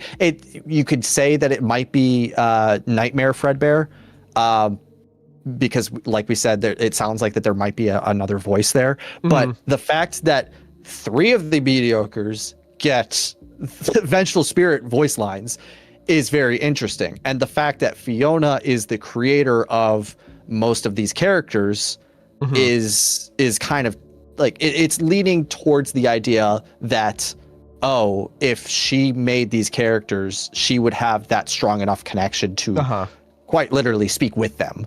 Yeah. I do have a counterpoint to that, but I'll bring it up when we bring up Curse of Dreadbear, because there's something that I can bring up that might be able to contradict that. Okay. Now we go. I would actually like to hear that. Oh, you're gonna love it. I'm either gonna love it or I'm gonna absolutely hate it. So, Pig Patch, everything about him is just like making fun of William, right? Except there's one that I always like to bring up. If you sit by the river long enough, you'll see the body of your enemy float by, which is very reminiscent of Old Man Consequences and, you know, Golden Freddy or Red Bear being there. Yeah. And obviously, if we want, we can bring up Old Man Consequences now that I kind of already did. Which this is going to spiral into FNAF World for a quick second. We can wait until the end. That way it'll be a nice transition into FNAF World. True. Yeah, we can do that. Which obviously, very much OMC related there with that. Yeah, it is interesting. Pig Patch and Mr. Hippo, I believe, both mention bodies of water. I believe they both mention a river. I don't think Mr. Hippo mentions a lake. Maybe he does in one I of his have all stories. his They're voice really lines. long. I'm just control Fing this and just searching river. That Yeah. is Okay. smart. Yeah. So it's Yeah. we were where were we? I think we were with the river. We were sitting by the river. Yeah, because he does that in the one where he mentions, I think it's the birds, not the ducks specifically. He just says birds. Oh, this is the fish one. The fish one. No, damn, I was wrong. Yeah, so it's the fish one where Hippo's talking about how he feels like he's in the jaws of a beast. Right. There is one though. Let me just pull up my note so I don't go off of memory. They all talk about. Okay, so my idea was that Mr. Hippo's voice lines are supposed to kind of be like storyteller versions of Fiona's life with Edwin.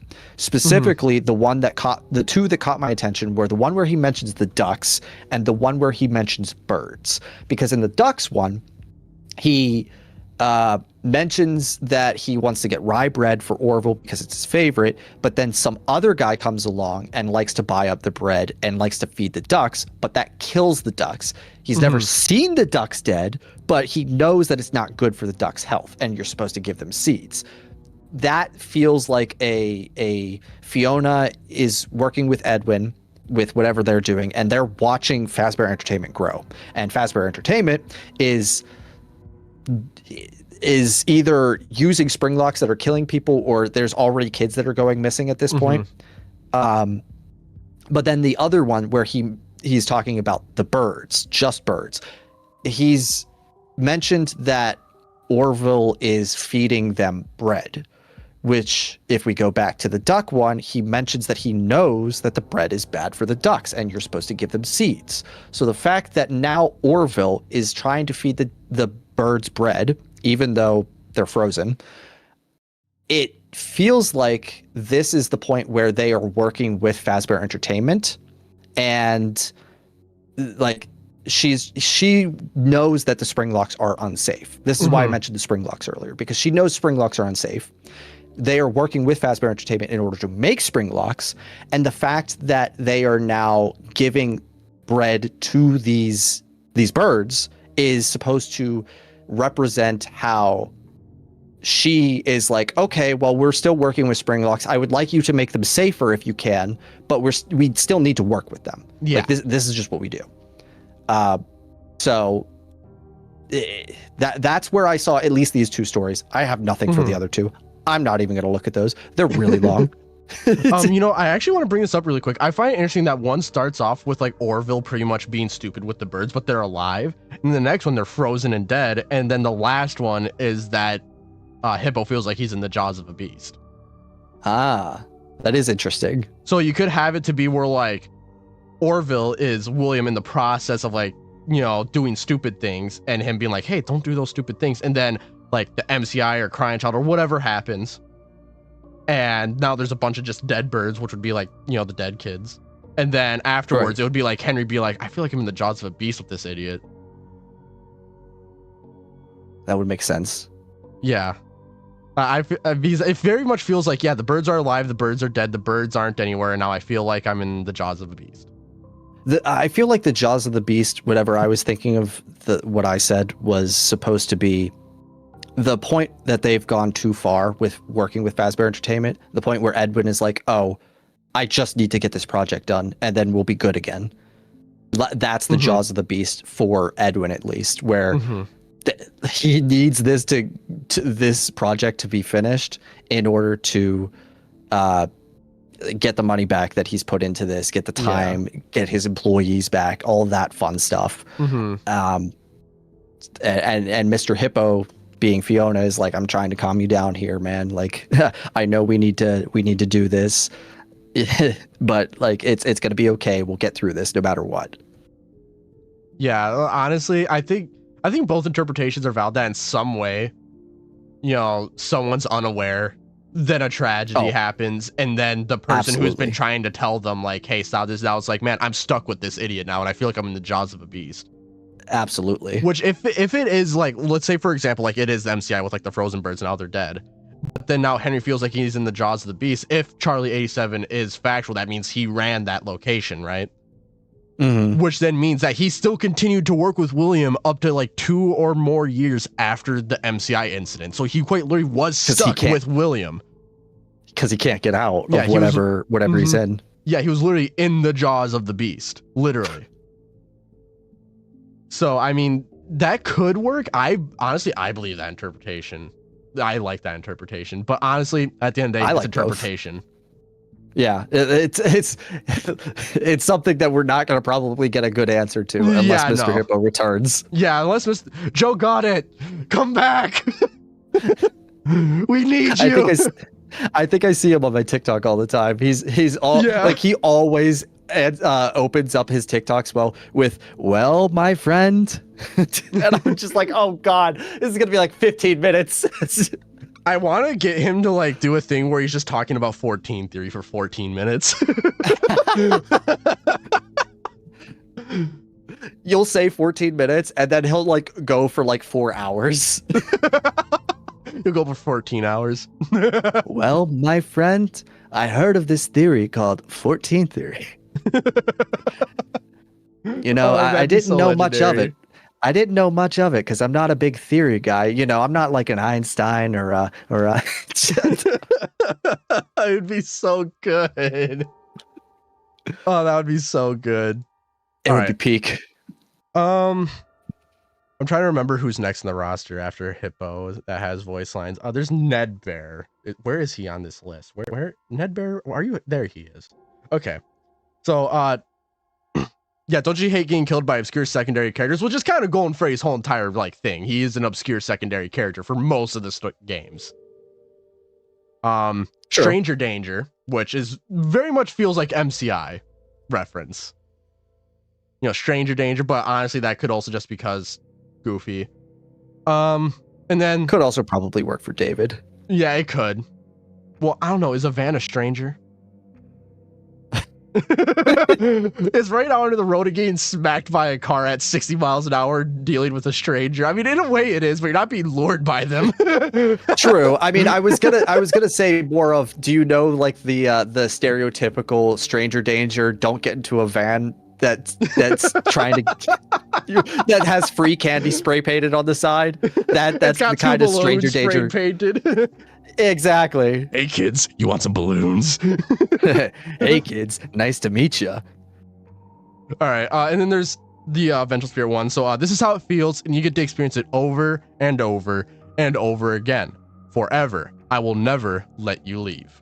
So again, we have another, oh hey, this is happening over and over and over and over again, which is obviously to me fight victim being like, yeah, this happened to me many times, now it's your turn again, which is brought up so many times of like, yeah, you get to experience this over and over because I experienced this.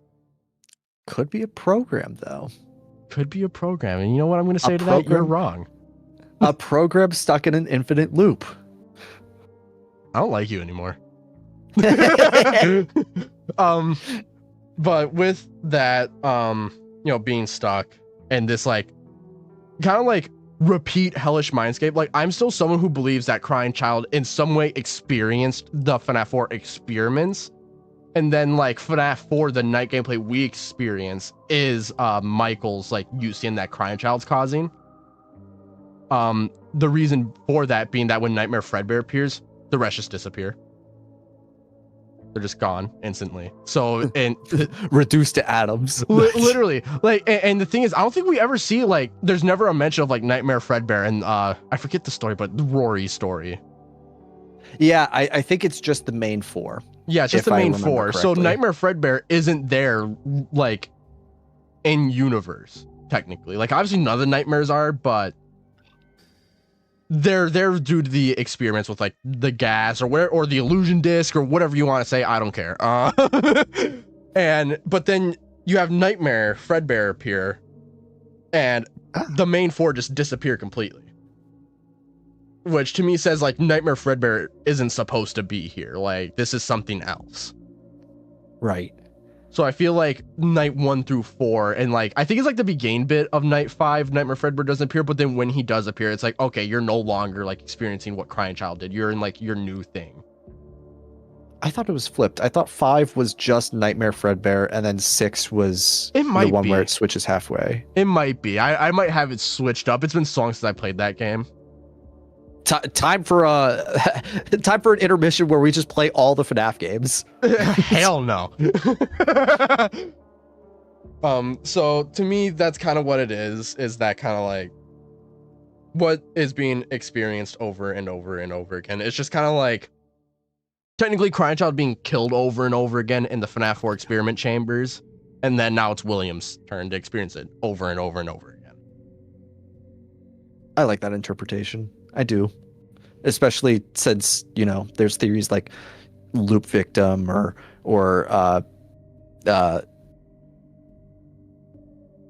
it's not. I keep thinking God David. What is the one right before God David that's God victim. That's the word. Yeah, God victim. My God. Yeah. I'm so I might just need some sleep. How long have you been out for? Not long. I don't know what's wrong. Although my cats were kind of being weird last night. They were like, "Oh yes, time to jump on you in the middle of the night." Let's suffocate you by laying on your face. They actually don't do that, which is good. No, they don't do that. That's good. They used to, but they used to. They learned that I need to breathe. You had one crash out and they never did it again. They said, "Whoa, somebody woke up on the wrong side of the bed." All right, what's your interpretation of Ned Bear?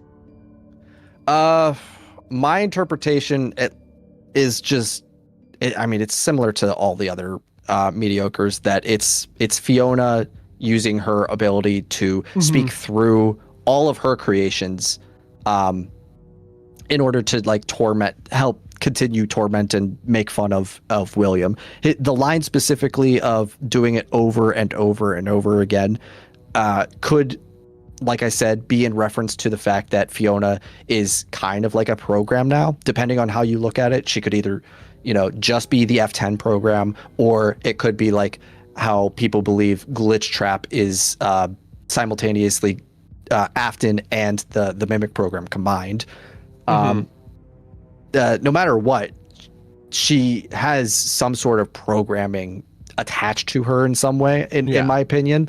So the over and over and the repetition could fall just simply under the vengefulness of just wanting to continue to do this forever. Or it could just be a program that's stuck in this train of thought that it just needs to keep doing this over and over. It's stuck in this infinite loop, and the only way that it's going to get out is if there's something that breaks the loop, something that's going to break Afton out of his torment, something that crashes the program. Whatever it is, it eventually will lead to Afton becoming Glitch Trap, or a version of Glitch Trap is created somehow using what Fiona has stored on Afton for all of these years. Yeah. Now I do want to kind of rebuttal that with the William is already a program, because he shouldn't be one until FNAF AR, which is very much well after UCN at this point. Right. So if it was like, oh, well, now you're a program, how does it feel? Like, I don't think that has happened quite yet, considering you still also hear the fire going on in the background. Like, if someone literally was like right there when the fire happens, like, you know what? I'm gonna go in that fire and see what I can find. Well, my idea is that once FNAF 6 happens and the fire starts happening, like, Fiona is somewhere down in the basement of the FNAF 6 building, plugged into the building. So whenever William is about to try and move on as the soul, she basically grabs his soul, brings it down into the F10 machine, which either like his soul then starts like haunting the code, and then he starts learning while he's in UCN to turn himself into a digital avatar so that he is able to escape in the future. or it's just, a soul is inside the machine, like we've seen with all the animatronics, and eventually in the I mean, yeah, I can see it. And also, one thing I also want to bring up, this is my Curse of Dreadbear thing I want to bring up with the mediocre melodies. Okay, so, Fazan, I know we were talking about, there's something else you brought. Oh yeah, I remember. So there's two things that I believe that Crying Child was 7 years old when he died, which would place his birth in 1976, I believe. Yeah, that sounds about right. Yeah. So in that case, we know that all the stuff that happened with MCM didn't really happen until 79 with all the hectic chaos, like 79, 78 around there.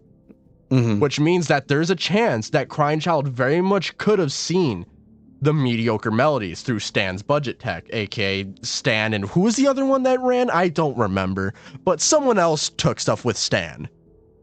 I think it's mainly Stan, because I think that's where you can get all the mediocres is with Stan. Oh yeah, but like in one of the logs, it's like me and someone else are running off, and then another one is like, yeah, me and Stan are running off. Yeah.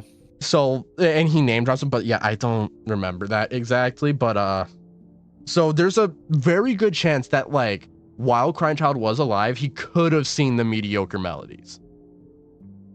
It is very possible he could have. Now, obviously, there's no way to prove it right now, because obviously the Fiona way is way better than, Crying Child must have seen them in the 7 years he was alive. Right. But it is a way you can take it. My big rebuttal to that would be, why is Crying Child speaking through the mediocres?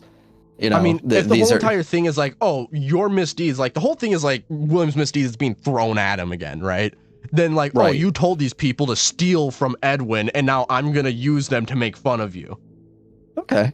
Like this was the beginning, like kind of thing that he did. Like you told people to betray Edwin, take his stuff, and the only thing we really ever see is the mediocre melodies. And another thing I also want to bring up, Nedbear is the only mediocre melody that was not created by Fiona, because he's the only one that is missing in the whole factory of MCM. That's true. We do have a pig, we do have a hippo, we have an elephant, and we have frogs. We don't have a bear. I mean, we do, but not Nedbear. Yeah, it's prototype Freddy, pretty much. Yeah. Prototype Freddy and Fredbear. So to me, what that would say is that whoever this is would have to know of Nedbear after Stan already ran off and concepted and made Nedbear, or when he was concepting Nedbear.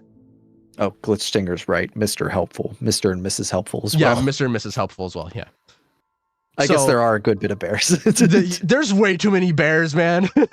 It's like the dogs that are in MCM. There's like 4 of them. There's Sharpay, there's Bub, there's Sharpay, there's Bub. The one with the big long tongue. Yeah, that clown one, yeah.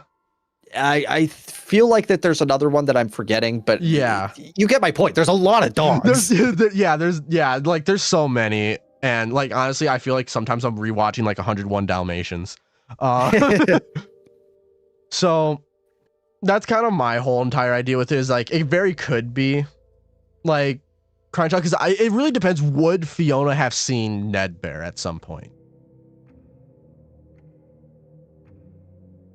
Because that would be the biggest issue with it in my eyes, is if you can somehow give me an answer to how Fiona would know about Nedbear and know that it was created by Stan specifically. Because like, obviously he sold from Stan's budget tech, but does she know what happened with the blueprints for those characters? Right. I guess the only way Fiona would have seen Nedbear is the only time, at least, that we know that she could have seen it from the games is in FNAF 6. If you buy Nedbear and she is hooked up to the building, then she would be able to see Nedbear and be like, oh, he's with my other characters. I'm assuming she would use context clues and be like, wait, these ones were mine. I didn't make that one. But it looks like it should go with these guys. Yeah, I could see that, honestly. It's really up to a hat toss with that one, isn't it? which is kind of does make sense. Is it one of his line you said earlier, the obscure character one?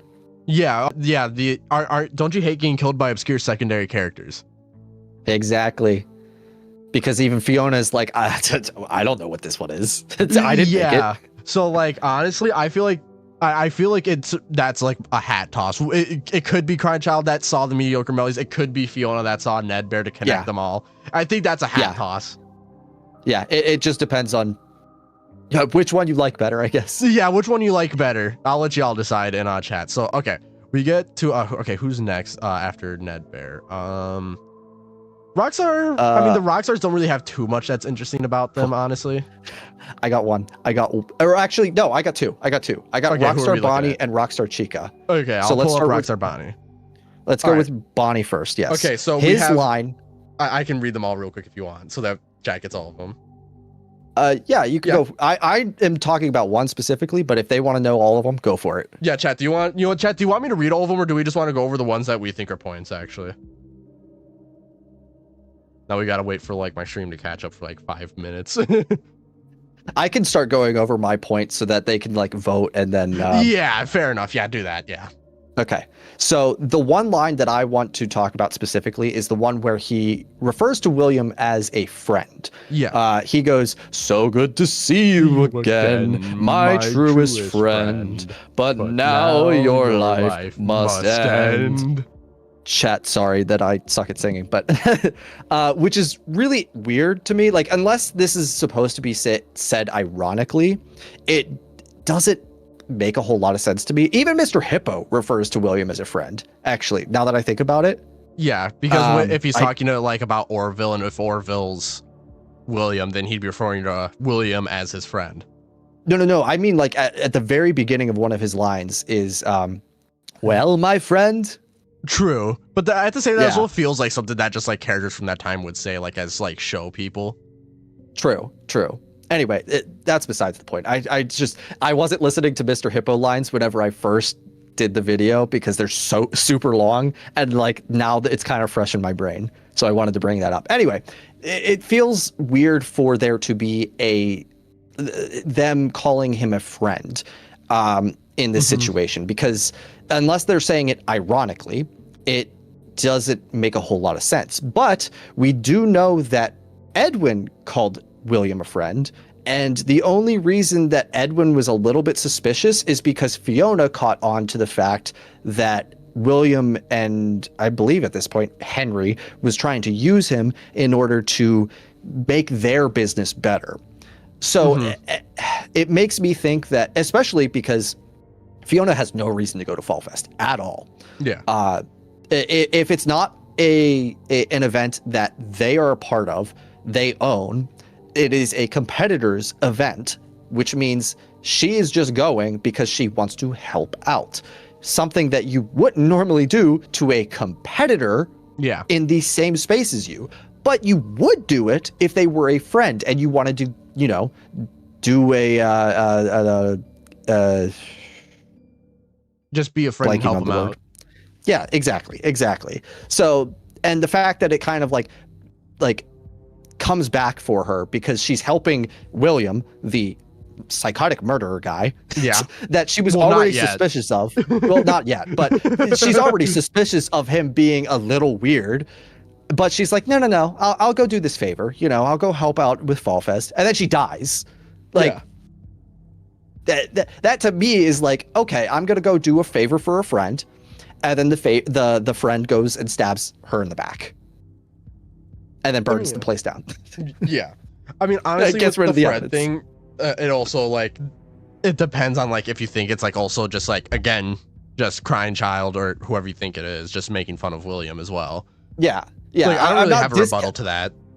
I'm not saying that it's impossible for them to be just making fun of him. I'm just saying it doesn't make as much sense in my personal opinion. Also, what about you, chat? This is really goofy. I'm just going to say it has no merit at all. Isn't it funny how Rockstar Bonnie says to reach for the stars? And so ironically, there's 14 stars in the FNAF 4 office. 14 theory supremacy. 14 theory. Yeah, but Yeah, I don't really see many with yeah. Sorry, I Right. just read Clavis Key's message. I found my guitar. Now get hit by a car. Totally real line. Totally real. Do, do, do, do. Oh, you know what? Here's one that I'd like you to bring up, actually. That'll teach you for tricking this old bird from Rockstar Chica. All right, so we're on Rockstar Chica now, which this is one of the ones that I did want to bring up. There's actually two things I want to bring up about her. Where is my notes? We'll bring up that line first once I can find her. Okay. She refers to herself as an old bird, even though she, as far as we know, is one of the newest animatronics in relatively FNAF 6. New. Yeah. Only recently have we kind of questioned that with Cardi now existing, but the fact that she's referring to herself as an old bird whenever we have a character who is highly associated with Chica because she made Chica, and now she is coming, like her spirit is coming from the 70s era all the way till whenever you believe FNAF 6 is, in order to torment William. That to me feels like, you know, I'm an old bird because I've been here since back in the 70s. True, and yeah, as fast as Carney is a rockstar, they're old. Another thing I want to say with Rockstar Chica's whole character, she is very much like an older country person, right? Very much so. So it could also make sense just in terms of her characterization, that she's like, oh yeah, you can't trick this old bird, because like her character's literally meant to be like a 40, 50-year-old, you know, someone that's out in the countryside, you know, stuff like that. Right. So it could go either way. I found it interesting because I've always noticed that all the rock stars have stars on their chest, except for El Chip, but that I don't even know if he's a rock star. He looks like him. The thing with Chica doesn't have a star on her. Well, she has a starburst on her bib. She has a starburst. Yeah. Which to me looks a lot more like a sun. Yeah, I can see it looks more like a sun, yeah.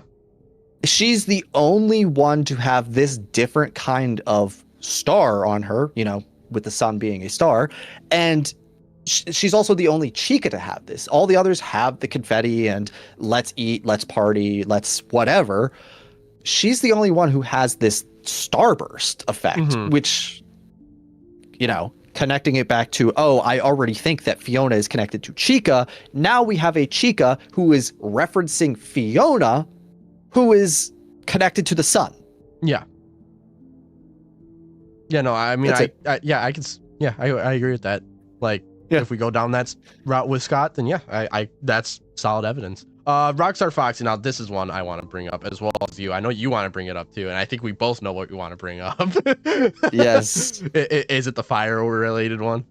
You play with fire and sometimes you get burned. I also did want to bring up the fact that Rockstar Foxy, when you get the bird, he does you a favor, which kind of loops back into what I was saying about Rockstar Bonnie, where Fiona does a favor for William. Well, also doing service as well for them. Yeah, exactly. So, yeah, I mean, with me, it's like I could bring the fire thing again with, you know, the same point of like, oh, there's a fire going on in the 14th cutscene. And the only thing I think of with the service is that we do see, apparently his name is just Japanese Freddy.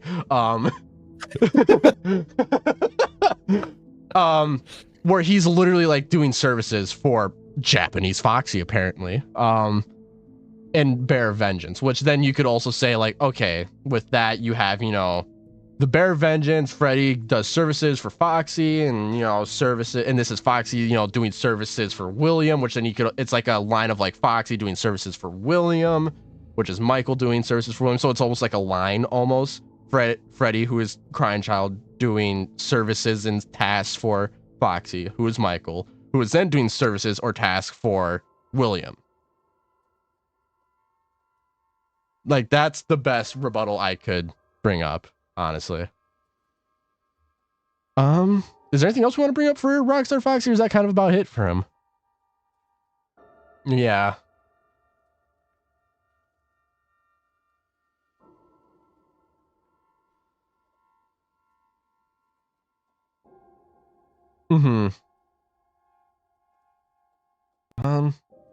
Who else? Who else is Oh, on this this is roster? kind of weird. For some reason, Trash in the Gang says, "Hey, down here," which is kind of weird because if you think about it, there's a lot of down heres throughout FNAF as of late. Oh, you know where Fiona's located? Down here. Do you Down know where here. Cassie's related? Down here. So, I mean, yeah, I don't think that would be anything. I feel those whole entire characters are meant to be goofy, though, but it's still something I thought I'd just throw out. LePip said bye, Terminal. Why? Did something happen to me? All right, Terminal, you're dead. I'm I'm currently sending a missile to your house. You have too much evidence. Oh, you know, I thought I might like froze go. or something. Right. I do want to bring this up really quick. Back to Toy Chica. When you said you won't get tired of dying, will you? That's another reference to FNAF World. Yes. It is another reference to FNAF World, which there's a lot of those here. And we'll get to Old Man Consequences last, and I think after Old Man Consequences, we'll take a break for a little bit, get water, use the restroom, what we need to do, and then come back to it like 5-10 minutes later. Are we about at that point where we're going to talk about the ones who are connected to FNAF World then? Yeah, so basically, is there anyone past Rockstar Fox that you specifically want to talk about? Not really. I have one that like works with all of them, and I didn't know where to put it, so I thought I'd just say it before we talk about the FNAF World guys. Okay. Where obviously we know what the Mimic does. The Mimic puts on costumes and tries to act like that character. Mm-hmm.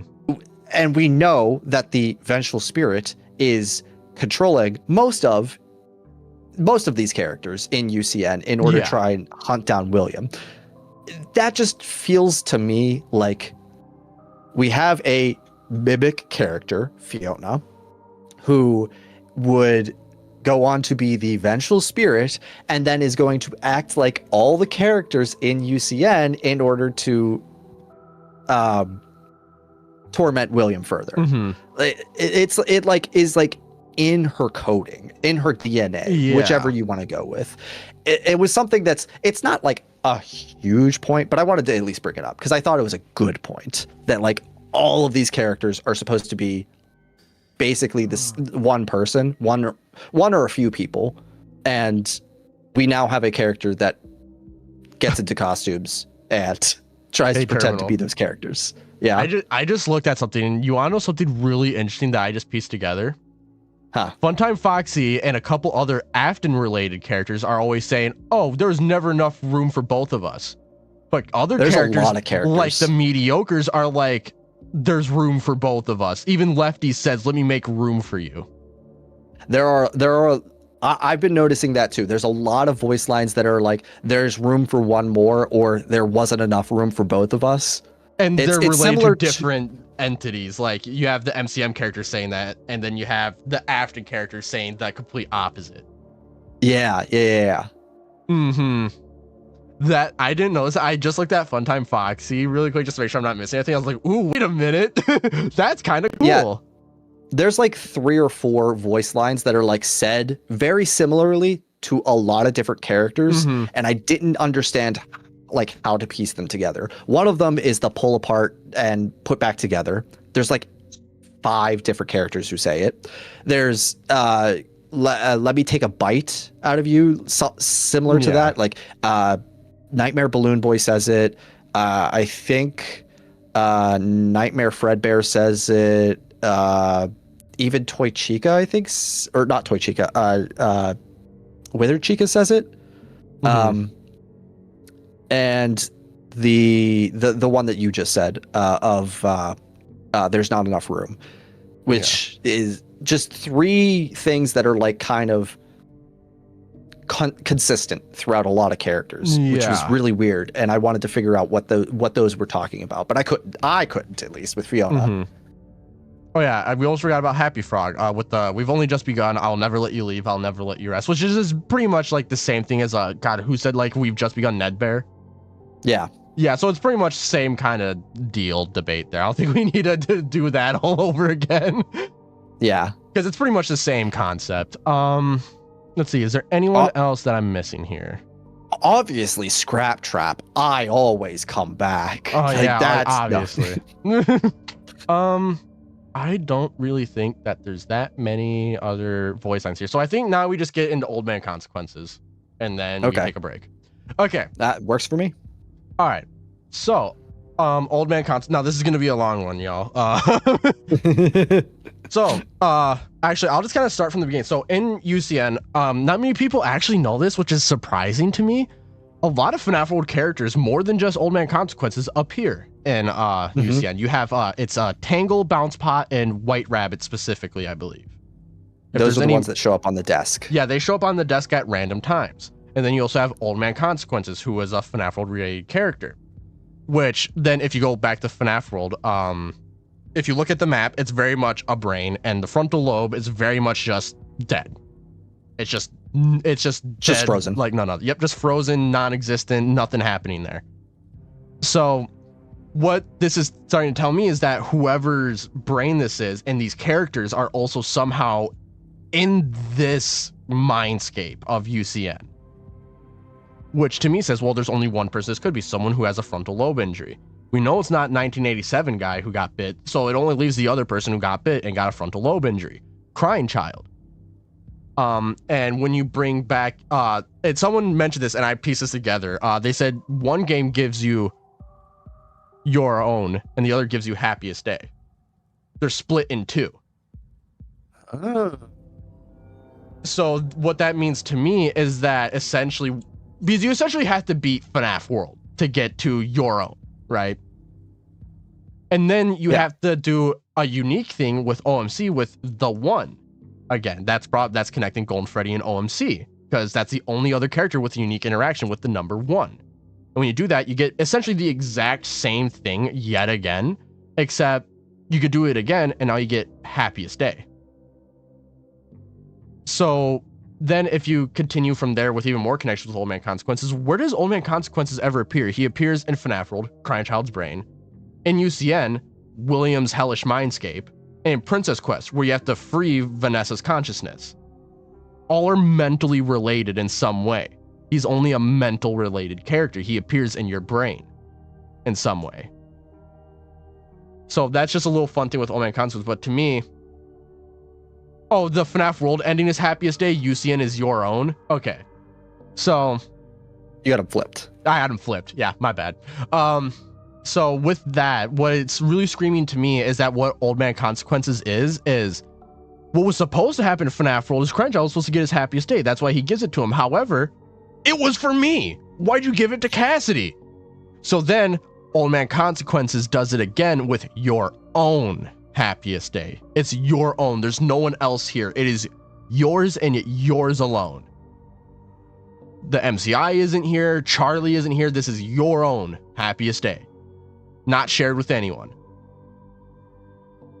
So that's kind of my deal with it. You have so many FNAF World, characters. You have so many references to FNAF World, like with Toy Chica, for example, referencing those voice lines. And I know there's another character, but I'm blanking on it, that also references the FNAF World voice line, but I'm blanking on it. So that's my kind of deal with Old Man Consequences, that he appears in Crying Child's Mindscape. Other characters from FNAF World that's in Crying Child's Mindscape appears in UCN. And it just kind of spirals out from there pretty much. I could definitely see that especially with what we were talking about earlier with Cassidy taking the Crying Child's Happiest Day by mistake. Then it would kind of recontextualize, because we already know from what Scott said in the, is it the most recent Daco interview? He said that FNAF 3 has an interesting answer. Yeah, it's complicated. Complicated. That's the word he used. Which, to me, that made it sound like, well, Happiest Day happens, but something doesn't work right, because that's why the games continue. And if it's that Bite victim was supposed to be the receiver, but Cassidy just said, "Haha, give me that. I'm gonna take that Happiest Day," then it would mean that that like all the stuff continues after FNAF 3, but people are still trying to give him that Happiest Day. They just need to try and do it a different way, it seems now. It also makes sense why Charlie is in UCN and what is William supposed to do, move out of the way to actually free Crying Child that Charlie has probably been trying to do ever since they messed it up. Mm-hmm. So to me, I feel like that helps explain why it's so similar to Fredbear's Family Diner, because it was meant for Crying Child, but Cassie just swooped in and took it from him. And now in UCN, the puppet's like, hey, William, get out of my way. I'm trying to like get your son out of here, dude. You're getting in your own way. If I get rid of them, then you're no longer being tormented in UCN. Yeah, and then you get to be glitch trap. Yeah.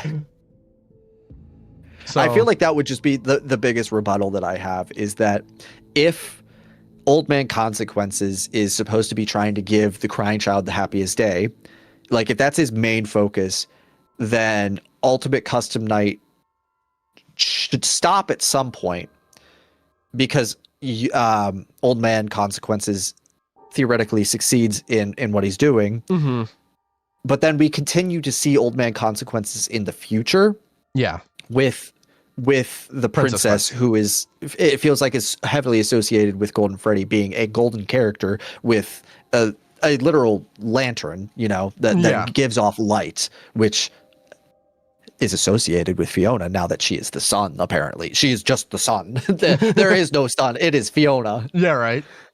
So that would be my big rebuttal towards that, is that if that is Old Man Consequence's big thing, is I need to try and save the bite victim, which will finish all of this, then either the bite victim does like stops Ultimate Custom Night on his own, and like William just kind of goes and does his own thing and then comes back as the princess, or Fiona is the one who is in charge of UCN, and then something stops her from continuing the torment, and then she continues to be vengeful through Princess Quest. Yeah. One thing is, someone just brought up in chat, UCN does crash after the OMC ending, which a lot of times when the game crashes, that's not what's supposed to happen. More often than not. Like, because like with RWQ, if you stare at him for too long, he just crashes the game. When you put in 1987 in FNAF 1, the game just crashes. None of those things are supposed to happen. Does it crash in FNAF World? I don't think it crashes in FNAF World, because if you talk to him, it just freezes on the end. Yeah. And if you go into the lake, it shows you the happiest day screen. Yeah. But I don't think it crashes in FNAF World. So then it would mean that Crying Child gets happiest day, but he never gets your own. In that case. Because it's not supposed to happen, it crashes. It doesn't load you back to, the UCN roster or back into the game or whatever. Which, that could be how William escapes. Yeah, it could be. Yeah, and also it's because UCN ended, it crashes, no more torment, which is also true. That could be the other way it happens. It's supposed to happen, and that's supposed to represent that like UCN's over. Scott turned a bug into it into lore. Yeah, that would be great. I would love that. Otherwise, with OMC and all that goofy stuff, I don't think there's really too much else that I have to say about him, really. Yeah, my big thing is that because he's sitting next to a lake and he is called Old Man Consequences, yeah, he is representative of something in Fiona's life.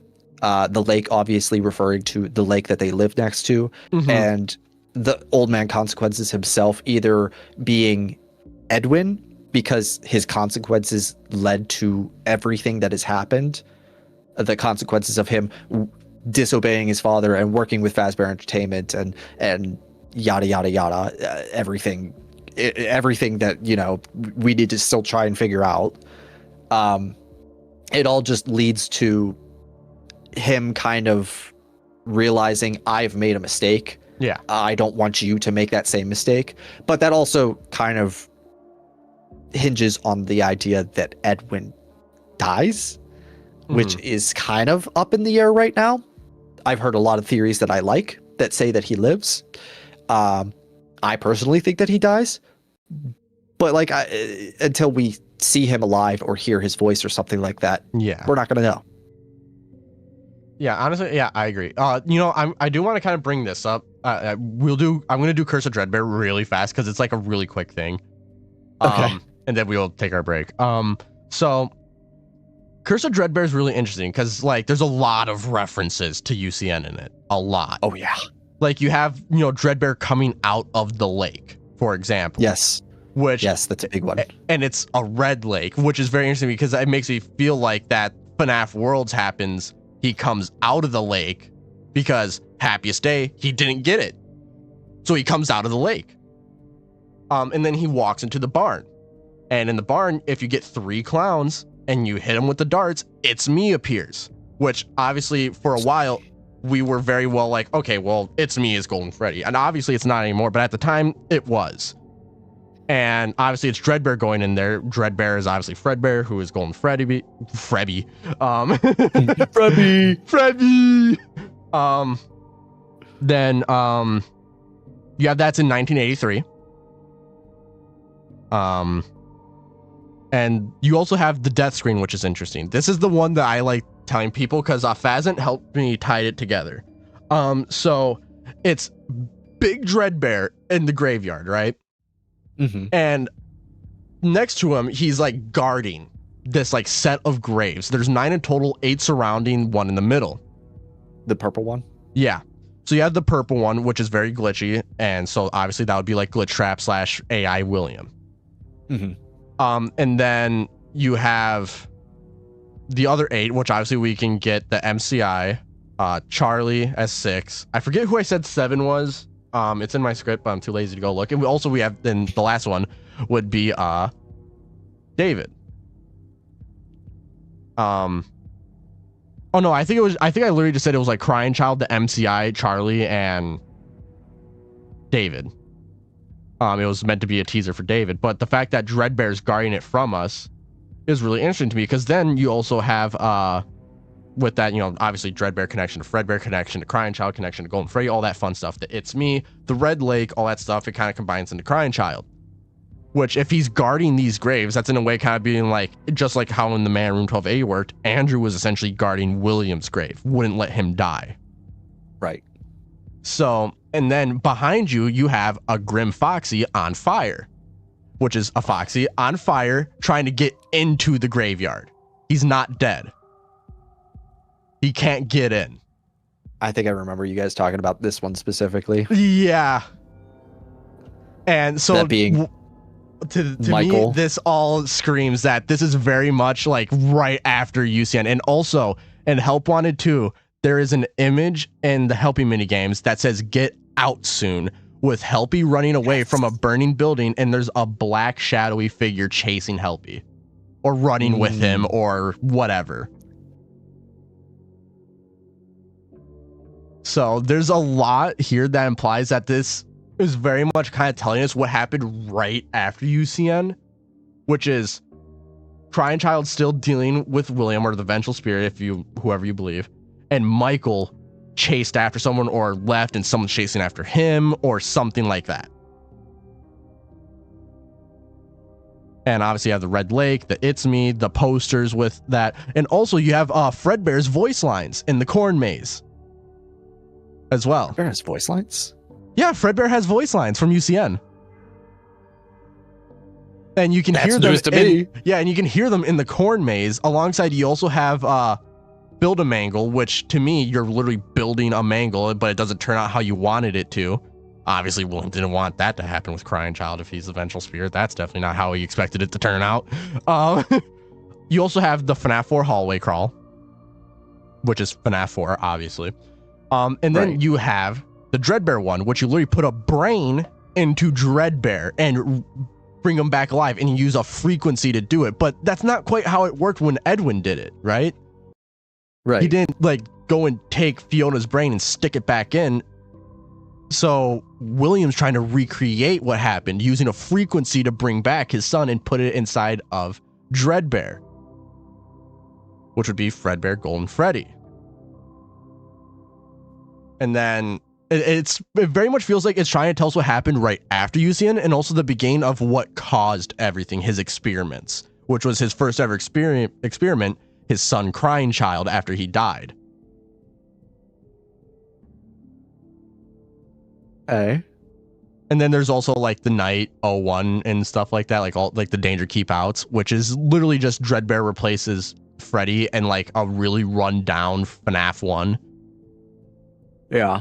Which I think that's just a goofy game, because there's only one thing that's interesting about it, and I swear no one knows about this, and it makes me so upset. Is it the virus thing? It's the virus thing when you pick up the phone. Yes. Like, Yes. I've brought that up to so many people, and like, what? That happens? It's I think it's because it's like one of the rare things. You can't just do it anytime. It has to like I forget what you have to do, but it's really interesting that like the entire world glitches, and then you go back to the title screen. Yeah, you go right back to the title screen. Yeah. Straight back.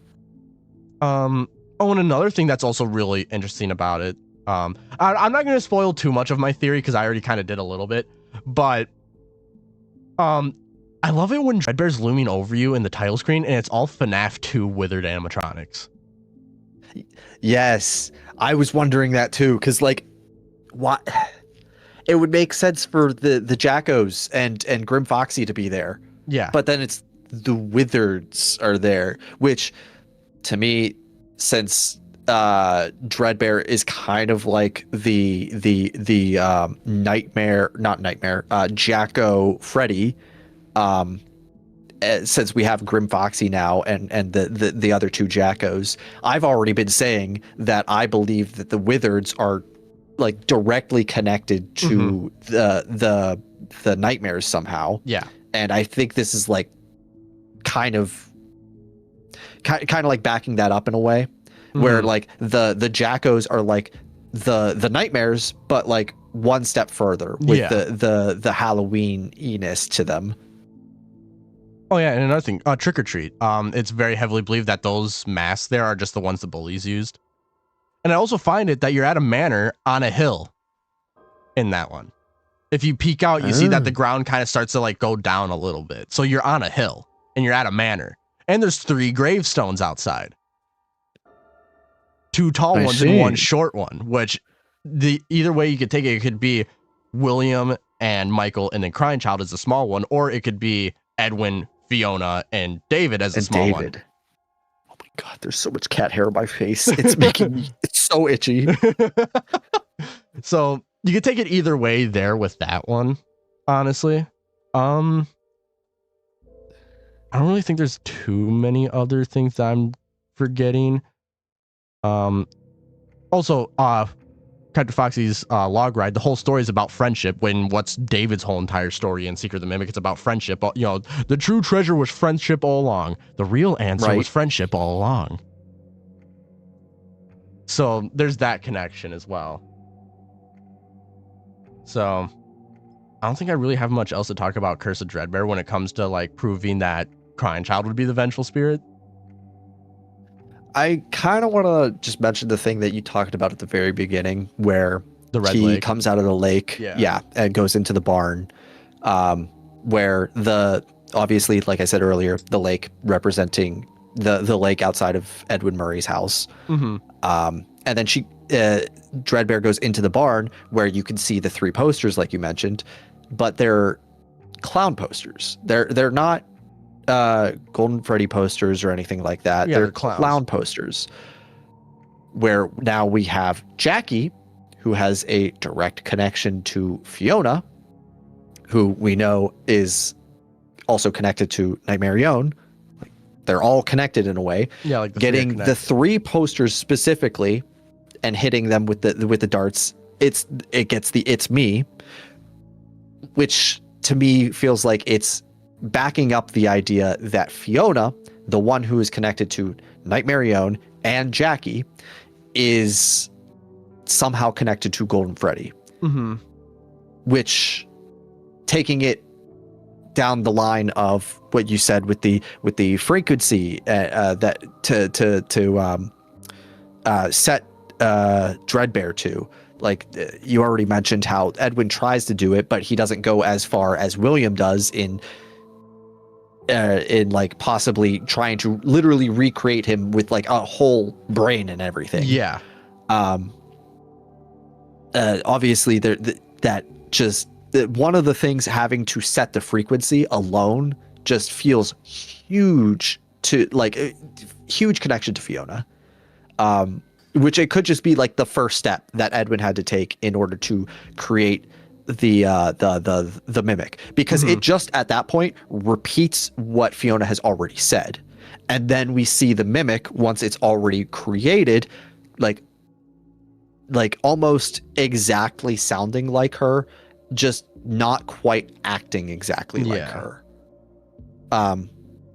So it feels like what we see in Curse of Dreadbear is like you correctly like setting the frequency, changing the brain size, putting the colors into, like there's more steps in order to recreate this person that we are not seeing, and maybe even Edwin didn't completely finish. Yeah. In order to create F10. One thing I do want to bring up within that barn is where that cake is with 7 candles on it, and David died on like what, his 5th? I think it's theorized his 5th right now. Yeah. So, unless you're game theory who thinks it's a 6th. Of course it's game theory. It's always game theory.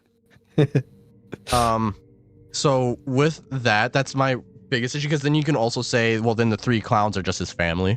Because let's be honest, Crying Child does not like his family. That's true. That's true. And he could very much see them as clowns. I mean, it would definitely fit with Elizabeth, 100%. And how sure. Michael acts. Wait, doesn't Springtrap literally get a clown skin? In the AR mode, yes. So that could be a way you could see that William could be a clown as well, because he literally gets a clown skin. So that could be one way you could see that. And then with Michael, honestly, I don't know. I mean, there's Fun Time Foxy. He's just a clown. I mean, yeah, he did kill me after all.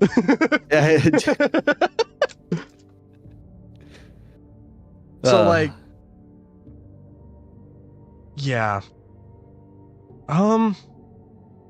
Otherwise, I don't really think there's too much else with Curse of Dreadbear. Is there anything else you want to bring up? I don't think I have anything for Curse of Dreadbear specifically. I do have some stuff for Help Wanted and things like that, so we can bring that up later, though. Yeah, we'll do that right after we come back, after like 5-10 minutes, I think. Yeah. All right, then I think we shall take our break. So chat, let us know what you think so far. I'll run another poll to see what y'all think so far into this debate. Yes. And we'll be back. More Fiona people, please. More CC people, please. So what do you mean more? You had like 70% of them at the beginning. I want 100. You're like, I want to dominate this. This is my chat. They should all be believing it's CC. So yeah, chat, we'll be back in like 5 to 10 minutes. We're just gonna take a quick break, so we'll be right back. So see you all in just a second. Go on your potty break. Yeah, make sure you're hydrated, get a snack, do whatever you gotta do. So see y'all in just a minute. See ya. I'm gonna run.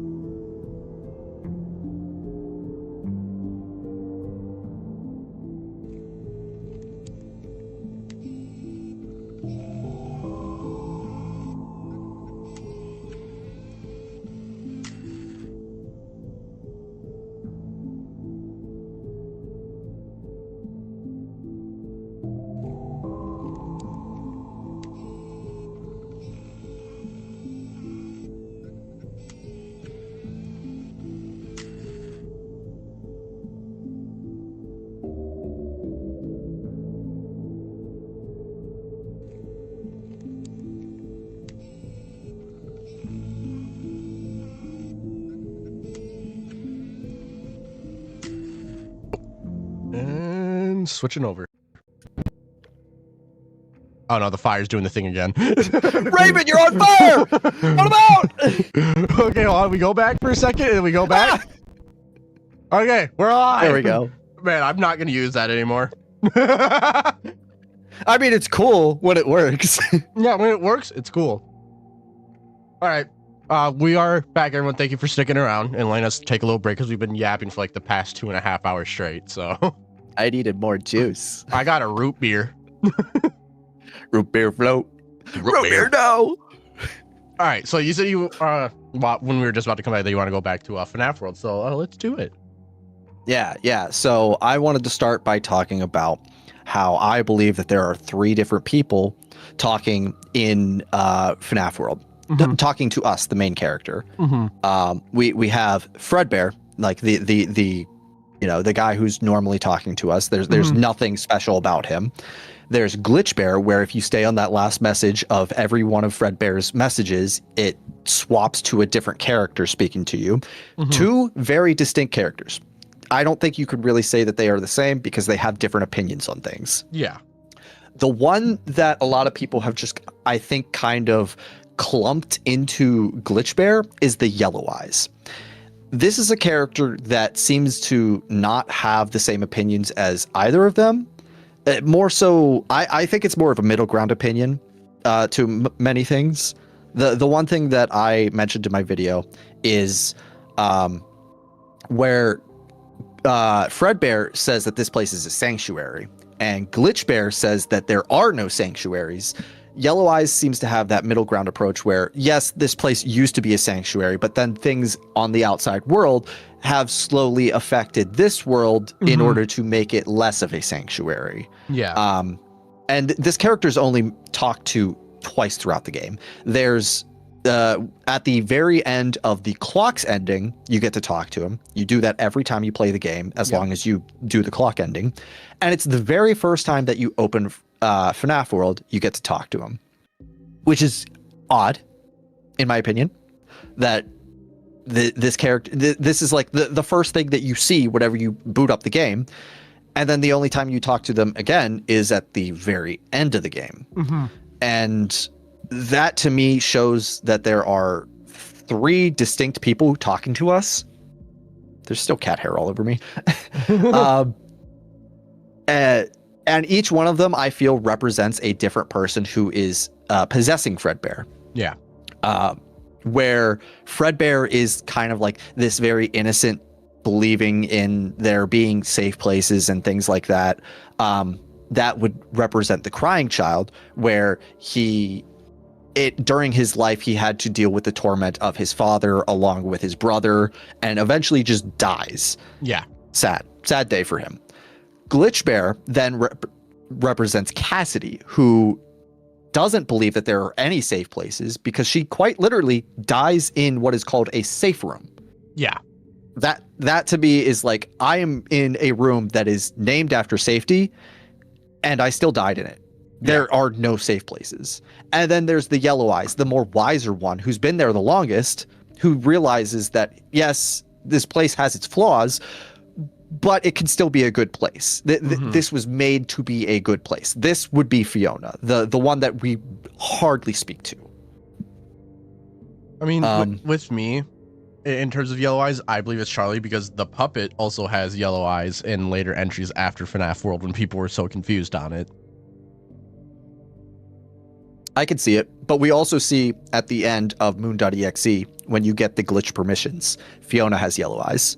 True. The other thing I also bring up with it is, like, if the security logbook is meant to be one person talking to Crying Child about their life and happiest day, I believe that other spirit would be the puppet, yet again, talking about happiest day and before and after how it went, and helping them put the pieces back together, remember their life, and then the happiest day happens where he just gets robbed of it.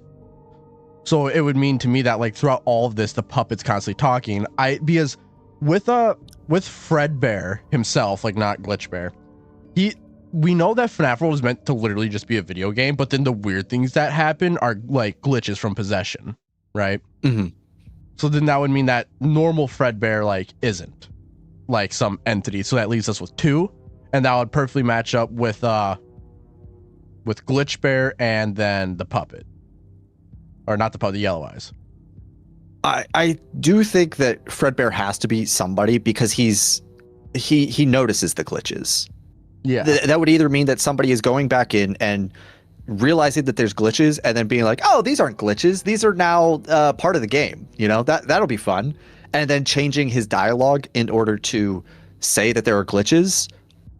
Or more likely, in my opinion, is that just Fredbear is possessed by somebody. And he's realizing that there's glitches in the game. And he's like, oh, that shouldn't be here. Oh, you know, actually, just really quick, this just came across my mind. You know what I find interesting about the puppet in FNAF 3? Why is the puppet so big and kneeling over like a tree in one of those like glitch areas? I don't know. Unless puppet is in some way storyteller. Because TD also pointed this out in Princess Quest, you have black goo going up into puppet masks. Right. And then you also have in FNAF 3 the puppet being super big, leaning over you, looking like a tree. I mean, Fiona kind of does.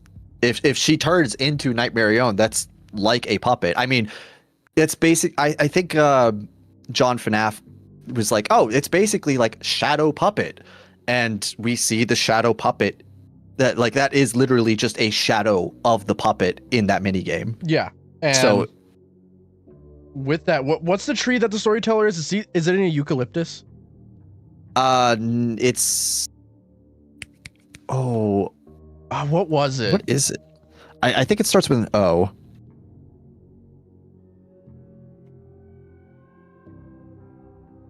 Come on. It is a baobab. A baobab. I was completely wrong. Okay, let me search up what that looks like really quick. It's very thick, if I remember correctly. It's like wide, but then it like just has like. Oh yeah, so it's like a thick tree, but then top. at the top there's just like a bunch of loose stuff. So yeah, it wouldn't really represent. Yeah. So the only issue is that like, oh well, the marionette doesn't look like a baobab tree. Like, how are you gonna make that thing look like a baobab tree? Yeah. So I mean, you could definitely go that route with like the puppet is constantly being associated with trees, and well, right. You know, later on you have the storyteller tree, which is very important. But then if you believe that Fiona is the puppet who is meant to also be the storyteller tree at this point, that means that Fiona would kill Edwin.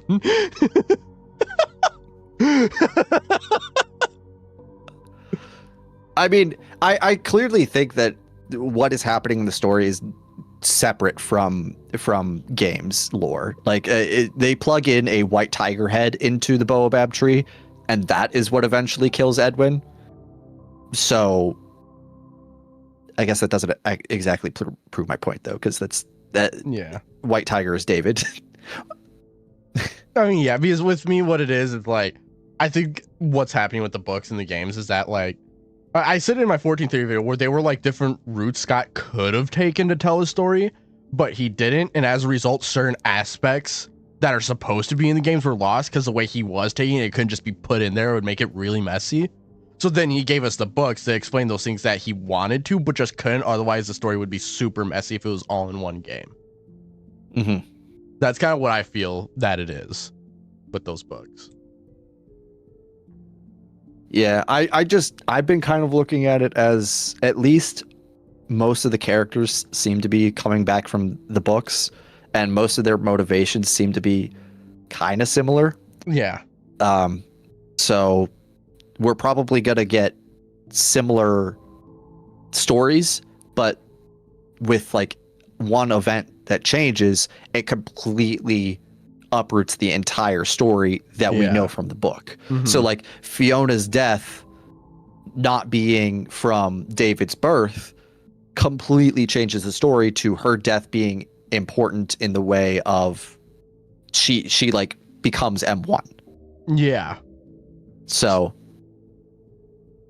I mean, honestly, I feel like, yeah, that just with the books, it's similar, but there's going to be things that like aren't in the books that are in the games, and there's gonna be things that are in the games but that aren't in the books, and like they're gonna take and take and leave, and also like introduce new things in each of them that may not even have any importance, or they might. Like it's very much like, as much as I'm going to say it, parallels. Oh! I very much believe the fact that we can pretty much confirm that the Tales books are parallels. Oh! Sorry. We can also conclude that the other book series that's very much the exact same as Tales are also parallels. Oh! And thus Andrew doesn't exist. Until the next Mega Cat Studios game. Yeah, so the next Mega Cat Studio game comes out, and then we're gonna be right back to that, and then like 5 months later we're gonna be like, hey guys, guess what, you're all wrong. Exactly. There's gonna be that loud wave for like 3 months, and then it'll all calm down. And then it'll all calm down, and it'll be right back to normal. And then another Mega Cat Studios game. And then another one comes out and it's all ruined again. Or we'll get another 5 laps at Freddy's or something like that. Yeah, right. There's one last thing that I wanted to bring up about FNAF World. And that is Fredbear's design. Not Glitch Bear, not Yellow Eyes. Yeah. Because those are just 2 yellow squares. Fredbear specifically. Because as I already mentioned earlier about how the purple hat and purple tie, I pointed at the wrong direction, but that's fine.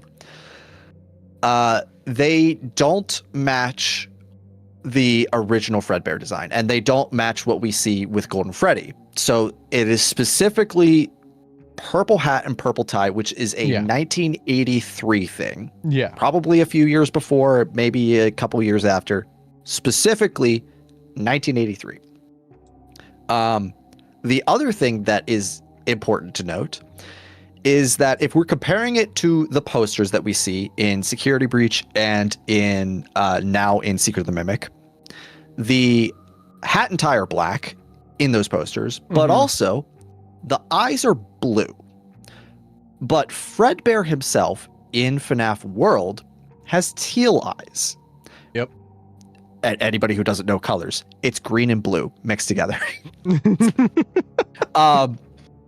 Now, somebody might be thinking, oh, you know who has green and blue? That's the White Tiger. That's not where I'm going. Shut up, you. Where I'm going with this is if you pull up the picture of Fiona that we have, the one where it's just like her headshot or whatever. Yeah. You notice that her eye color is teal, which is interesting that in the game that they are at this point tripling down that Fredbear has had a black hat and tie since the 70s, and then it switches over to purple, is very interesting. That then a future game, like in-universe game, has purple hat and purple tie, but also it changes the eye color to teal rather than blue. It's so it would, both of those, the accessories and the eye color, then are closer to matching Fiona than the original Fredbear that actually existed. That's it. That's all I had. Yeah. I mean, honestly, like when someone said agony influence, like it could just be that there's like 2, 3, however many spirits in here that are just messing it up, and that's why. Or it could be because of that. I think it really depends on what you like and, agree with on that one, honestly. Yeah, that's kind of what I was like hinting at. But that's where I went with in the video, where I said the hat changes from black to purple, which is Fiona's agony influence. But then as more agony is input into Golden Freddy, we get back to the black accessories, which we know black is associated with a lot of agony. So that would kind of like force the accessories into this black state that we've seen on Golden Freddy. Yeah. But Fiona is more associated with the purple ones. And similar to how Circus Baby's eye color changes, so would Fredbear's. And it's slight enough that I don't think a lot of people have noticed that the eyes don't match. And it might even be something that a lot of people wouldn't notice in universe. Yeah. Because if they're not noticing that the hat and tie are changing over the years, and they're not being like, why is it purple now? They're not going to notice the eye colors. Right. And obviously, the only other thing I could really say as a rebuttal is, did Scott have the mimic storyline thought of by FNAF World? Who knows? Like, yeah, that's like the only other thing you could say is like, because he obviously was like thinking about it in UCN, obviously, because like FNAF AR came out like what, a year later, 2 years later, or was it? I think it's a year later. Help Wanted. I know Help Wanted was like 2019, wasn't it? That sounds correct. And then release date. Yes, May of 2019. I believe AR was in the same year, and it took 2 more years for Security Breach. Yeah, and so then basically like UCN came out towards like the middle of 2018. It was like right in the summer, so pretty much like right in the middle.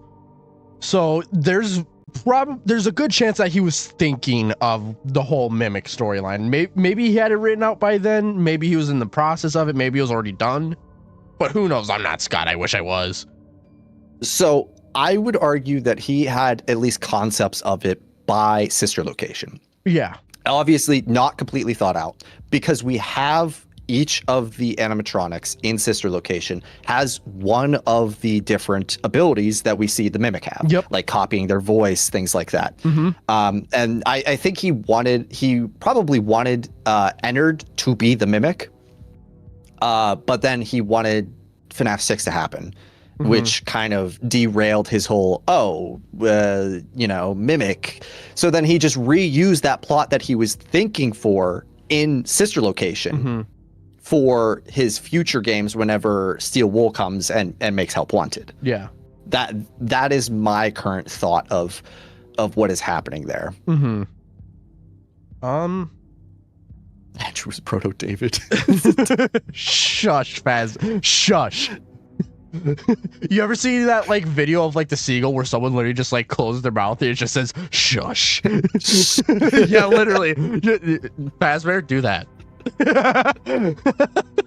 You think Stage 01 were the OG Fredbear and Spring Bonnie?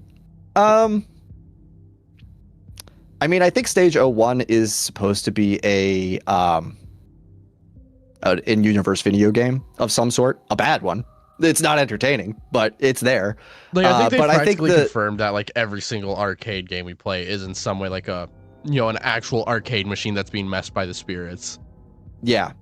But I do believe that at least the animatronics that are in the game are based off of those ones.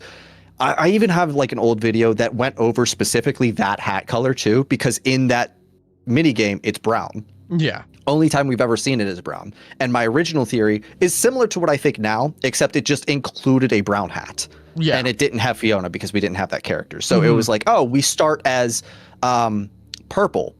And then we go to brown after Crying Child's death. And then we go to black with Cassidy's death. Each one just slowly transitioned the accessories to a different color. Yeah. Now I don't think brown was an accessory. I just have to kind of be like, all right, you guys were right. Scott didn't think that there was going to be a brown hat or whatever you guys have been saying on that video for a while. Yeah. With the hat, it's honestly interesting because it's also like, I feel like Scott also wasn't caring too much about colors like FNAF 1 to 3, but then like after that, he actually started to care. He's like, oh crap, these guys care? I need to care about this. Yeah, it's like, wait, why is Golden Freddy's hat brown now? He's like, oh wait, I need to lock in on this a little bit. And then so ironically, like FNAF 4 and Sister Location was like, eye colors are super important now and stuff like that. So it's like, yeah, he definitely took note after FNAF 3. It's like, okay, don't mess up colors.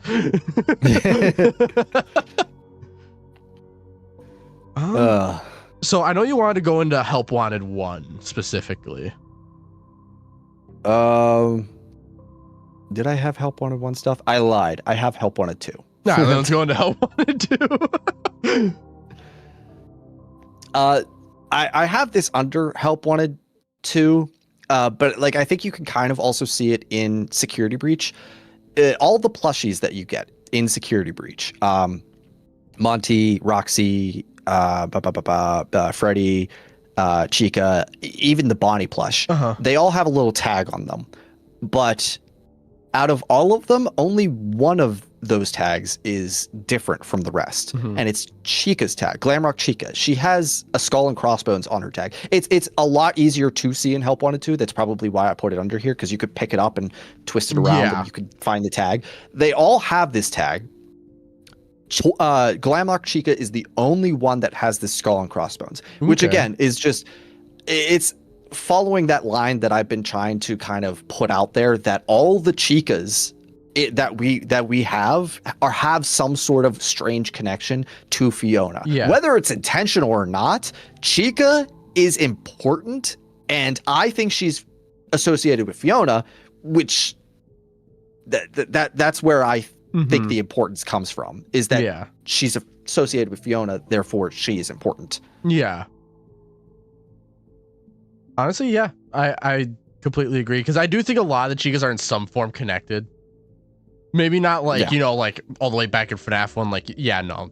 FNAF 1 Chica, besides the fact that she's a Chica, there's nothing. Like, Wither Chica, Toy Chica, like, not really much, you know, at those times. But then as you go later on and stuff like that, it's definitely, like, coming up more.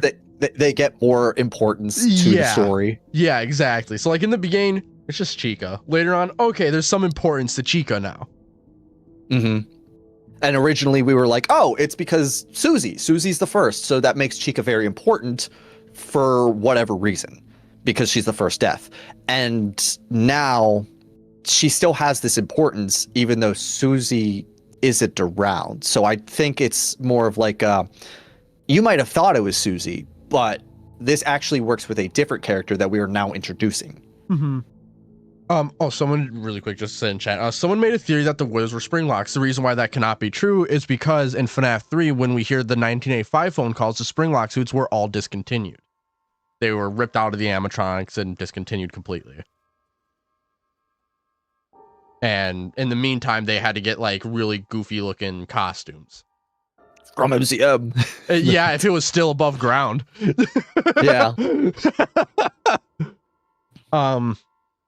I'm assuming you're a Fazburger believer. On a lot of the things, I'm still waiting on Sister Location. I'm a little skeptical. Is that like, dude, how deep down is that place then? I think I've come up with an answer that I finally like. And I might want to like run it by Withered and Cryo, since they both kind of like made Fazburger plots. Because I'm probably gonna introduce it as Fazburger was wrong, but I think it's I think Sister Location is actually one of the best evidences that Fazburger is close to being right, but they were this close to be like they were so close to being right. They were just one detail off, and I think it's putting them all in the same location. Also really about Fred Barn. Oh, sorry, Fazbear. I can also talk about Fred Barn too. I'll say that you're wrong. I'll say that you're wrong. Fazden also said, the theory is from Crow. He thinks that's why the spring locks were discontinued, because the MCI were put in them. The thing is, he does specifically list why in FNAF 3, which is the multiple simultaneous spring lock failure, which I'm someone who very much believes that a multiple simultaneous spring lock failure is like, it's not like, oh, the like two suits went off. It's okay, the spring locks in my right arm went off, and my left arm, and my bottom right, and my left leg, and my right leg. Exactly. And... you know, like all the spring locks just fired off. That's what I think a multiple simultaneous spring lock failure is. And there's only one character in FNAF history that we know of that was in one and could have possibly survived. Ralph. No. Sorry. William. Arnold. Oh. Because William in the Silver Eyes literally says that he survived one. And then when you have Circus Baby saying that the spring lock suit wasn't used for its intended purpose, how many people are using spring lock suits for their unintended purpose? That would be William. Not many people you can think of. But I do think that is probably the correct interpretation, that it's multiple spring locks in one suit, because I think it is Ralph in Secret of the Mimic that Fiona mentions how he got injured or could have gotten injured. Yeah. But only mentions his hand. So I think that's specifically trying to be like, okay, there's multiple spring locks in one suit, but they don't all go off at the same time. Yeah, because I remember she was like, he could have gotten his hand chopped off. Yeah. So it's like odds are what happened was that like the spring lock like went off in his hand, probably, and then the rest didn't. Because I feel like if it's like the arm, you're gonna flinch really bad, and that's gonna trigger everything else. But like your hand, you might be able to deal with that. So I do very much think that the multiple simultaneous spring lock failures would be like many of them going off in one suit and not just one. Is there anything else from Help Wanted you want to bring up? Oh, yes. I mentioned this earlier to you before stream. Mm-hmm.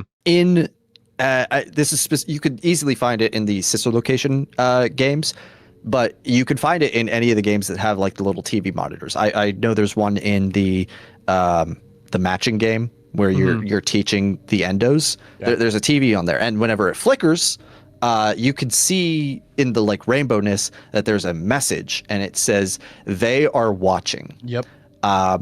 And at the time, we didn't really know who was watching, but now that I believe that the two mimic programs, David and Fiona, have kind of combined forces in order to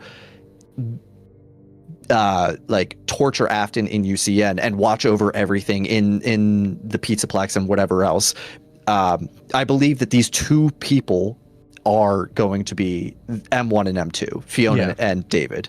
And I the only reason that I have both of them is because, as we mentioned earlier, there's the line of he's here and always watching, which gives the one you should not have killed the male gender. And in order to kind of say, yes, the one you should not have killed is a male, but I still believe that Fiona as the vengeful spirit is splitting those two into two different people, which then means that David is the one you should not have killed because his mother is now going to be vengeful for his death. Mm-hmm.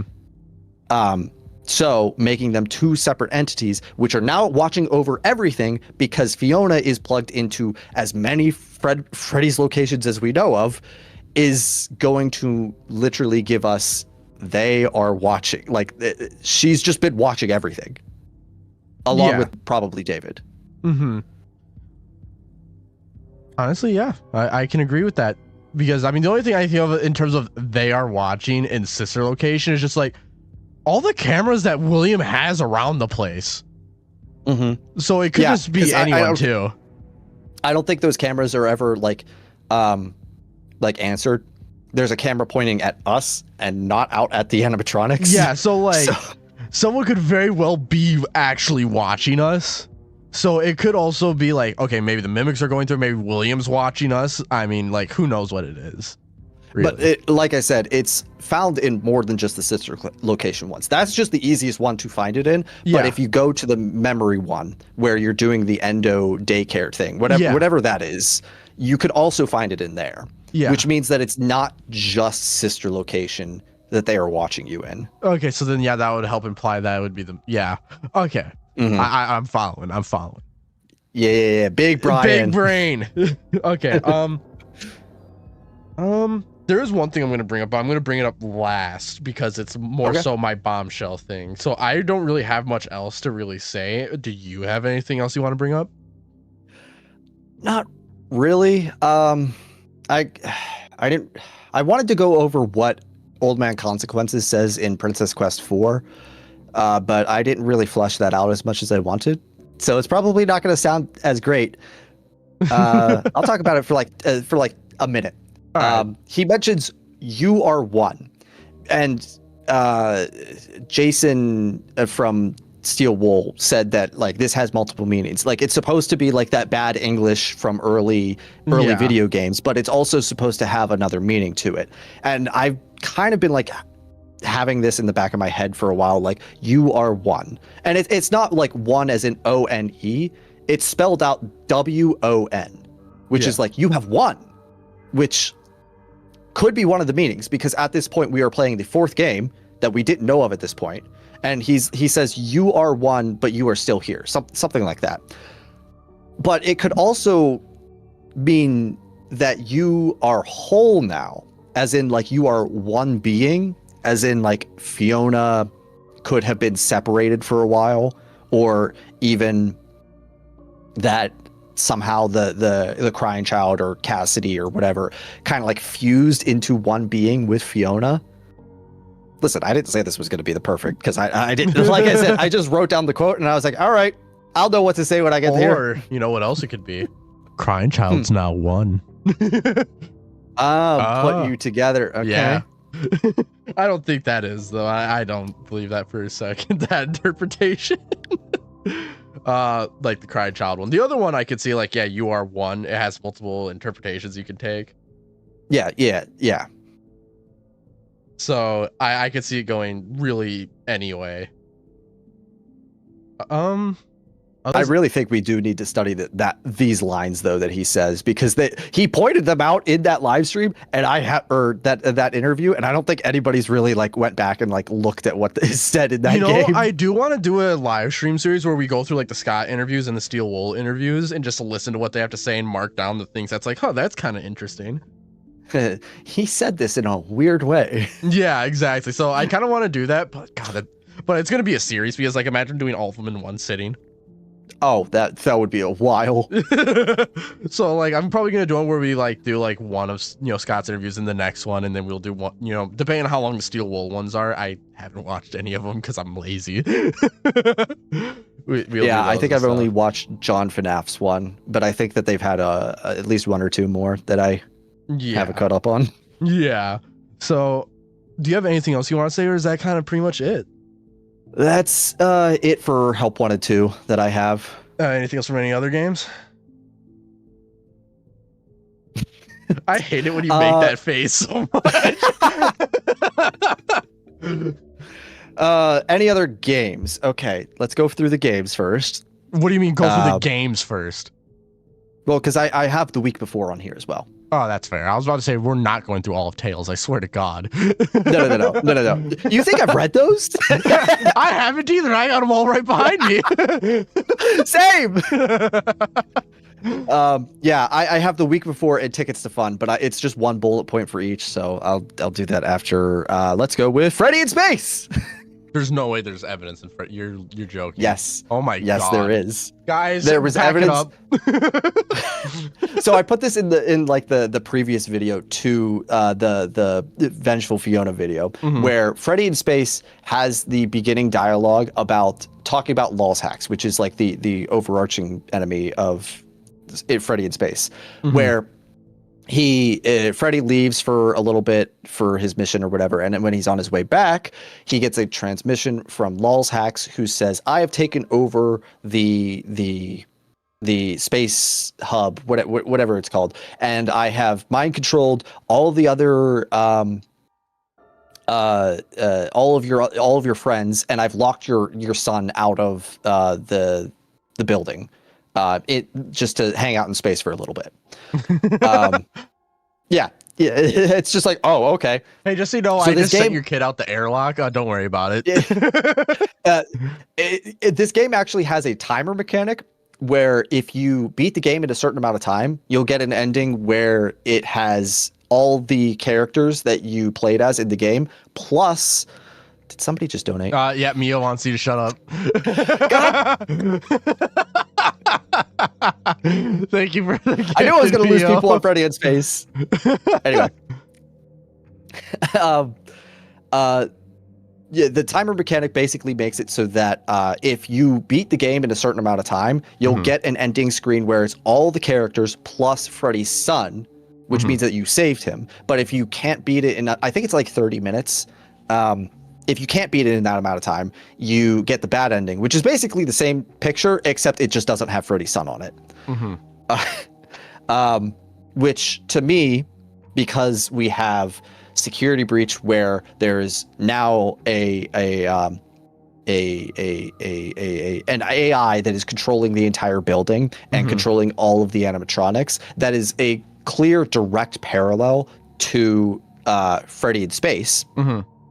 So, which makes me think that this is basically another storyteller incident where something is plugged into the Pizzaplex in order to control the entire building. What's interesting is you can find Golden Freddy, but he doesn't have a boss fight for you to fight. You have to get, I think it's the puppet in order to unlock him. And you could find Golden Freddy in a boss fight room, but he doesn't have a boss fight to him, which makes me think that he used to be under the control of Lulz Hacks because he's found in a boss room, but is no longer under the control, either meaning he's in a different network now, or he just has no more use for him because it's a crumpled up suit. With a crumpled along suit. with that, yeah. Along with that, not only does it parallel security breach, it also parallels Charlie, where somebody is locked outside of the building while, something on the inside is trying to watch over everything and control everything, the puppet, and then Charlie dies outside of the building. Yeah. While the puppet tries to come back and save her. So that to me feels like it's supposed to be, Fiona is in control of the puppet in this situation. And when Charlie gets locked outside, that's supposed to be like her trying to go save Charlie, but it doesn't work out because puppet got stuck. I think that's all I have for Freddy in Space, though. Yeah. I mean, the only thing is, green eyes, but I think that's just more of a, that's just what the puppet's looking for in that moment, really. Yeah. But then it's also well, then what about, if Fiona's in there, there's got to be some form of, possession sign to it, like there usually is. Because, even earlier with, Fredbear, what you were saying, when she possesses Golden Freddy, it becomes purple. Yeah. I mean, it is leaving the building, which is something that is not supposed to occur.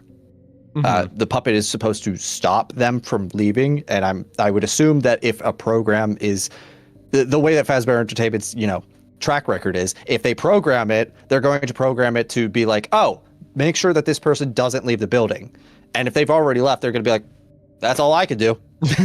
So the fact that it follows her outside in the rain, might I add, feels like that's something is compelling the puppet to continue forward. Also, you did say the color green, which, Fiona is also associated with green since Moon.exe. Ha ha ha. I do want to bring this up really quick. You do also have to take in consideration, though, that this location is Henry's location, though. So it is possible that he made the security puppet to actually do its job. This is true. Because it's not William's establishment. This is true. I guess I can't prove or deny whether or not Henry is good at his job. Yeah, literally. So, I feel like that one's also very 50-50, honestly. Yeah. But it's really up to what you think the interpretation is, what you like on that one, really. Oh, yeah. Also, one thing I always bring up to people with that, actually. The puppet, a physical animatronic, goes outside and breaks down. So whoever the footprints are in Midnight Motorist cannot be a traditional animatronic. True. Because we know the spring lock suits and Secret of the Mimic, they were starting to become waterproof. And then you have the spiritual guys Withered Golden Freddy, who just manifest. The Shadows, who just manifest. So doesn't the week before also say that just the little squirt gun messes with the animatronics? Yeah. So it just backs that up even further. Yeah, and we even seen it in the FNAF movie too. You're right.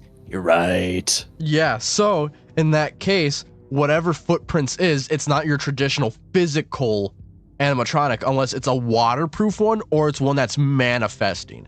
And considering it has 3 toes. Or it could just be a costume. Yeah, or it could just be a costume. Which is the evil alternative, because that means that it's high likelihood that it could be the White Tiger. Yeah, and the only animatronics that straight up just manifest outside of where we know they are in 1987 is Golden Freddy. And if Golden Freddy is Bite Victim, who's our runaway, Michael, it would make the most sense. And then also explain why William may not want Michael to go there. It's Henry's location. William hates Henry. And then who's couch person? Just some random Joe Schmo. Or the mom who's still alive somehow. I guess. Unless they have an umbrella. I don't know if you've ever tried to use an umbrella. Those things do not work. They at least reach up to like your middle shin and kneecaps. Yeah.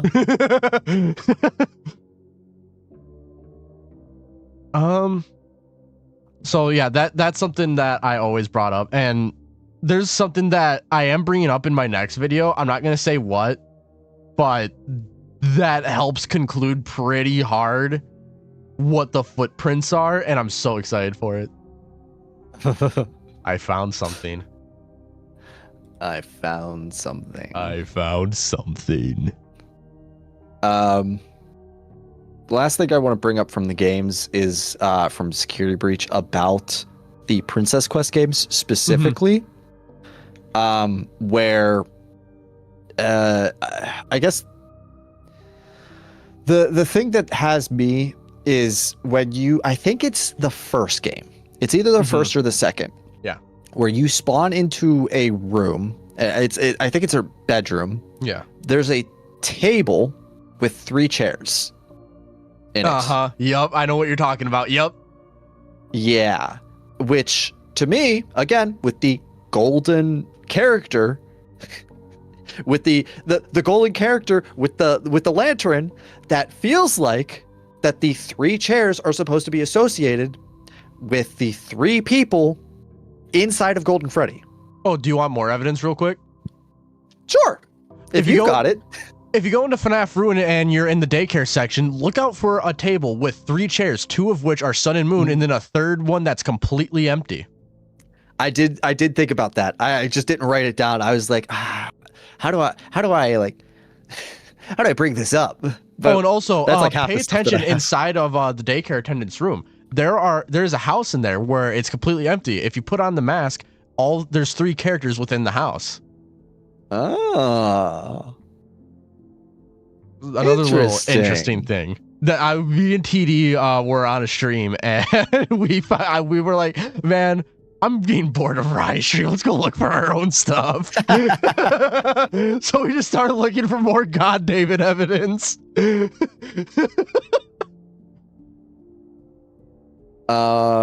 already talked about the stuff that I was going to bring up in FNAF 4. It's just the hat colors and Mycelium Men. Yeah. So that just leaves Tickets to Fun and The Week Before, which both just have a bullet point each.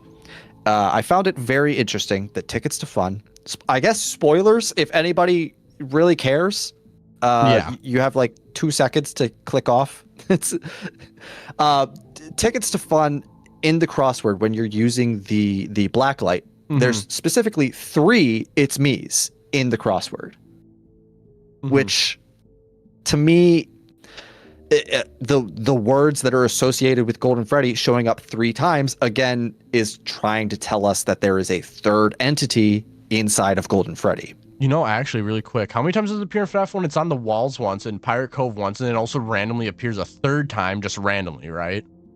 Just on your face, yeah. I think those are the only 3 times. So 3 with It's Me again in the first game as well. Yeah.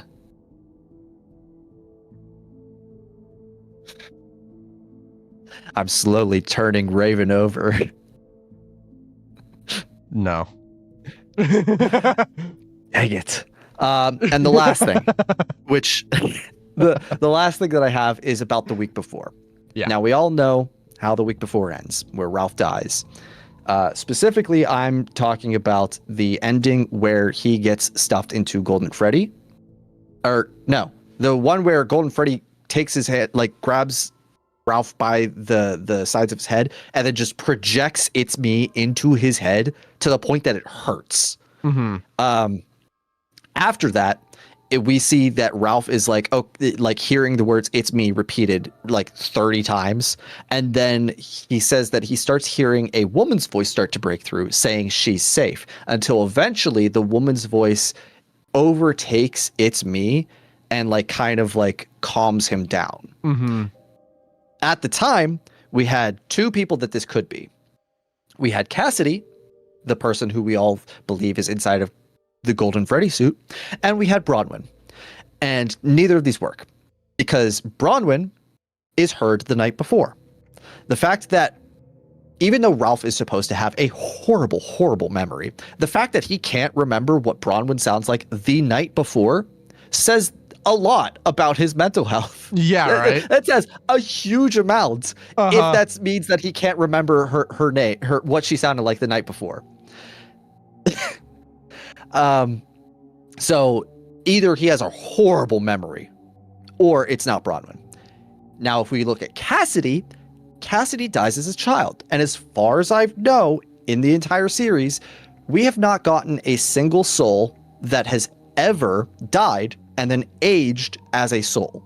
The only time that we've ever gotten somebody who ages after death is in the Silver Eyes trilogy, where Henry quite literally builds a robot that is supposed to, like, it's programmed to go through the stages of life. Hello, Clover.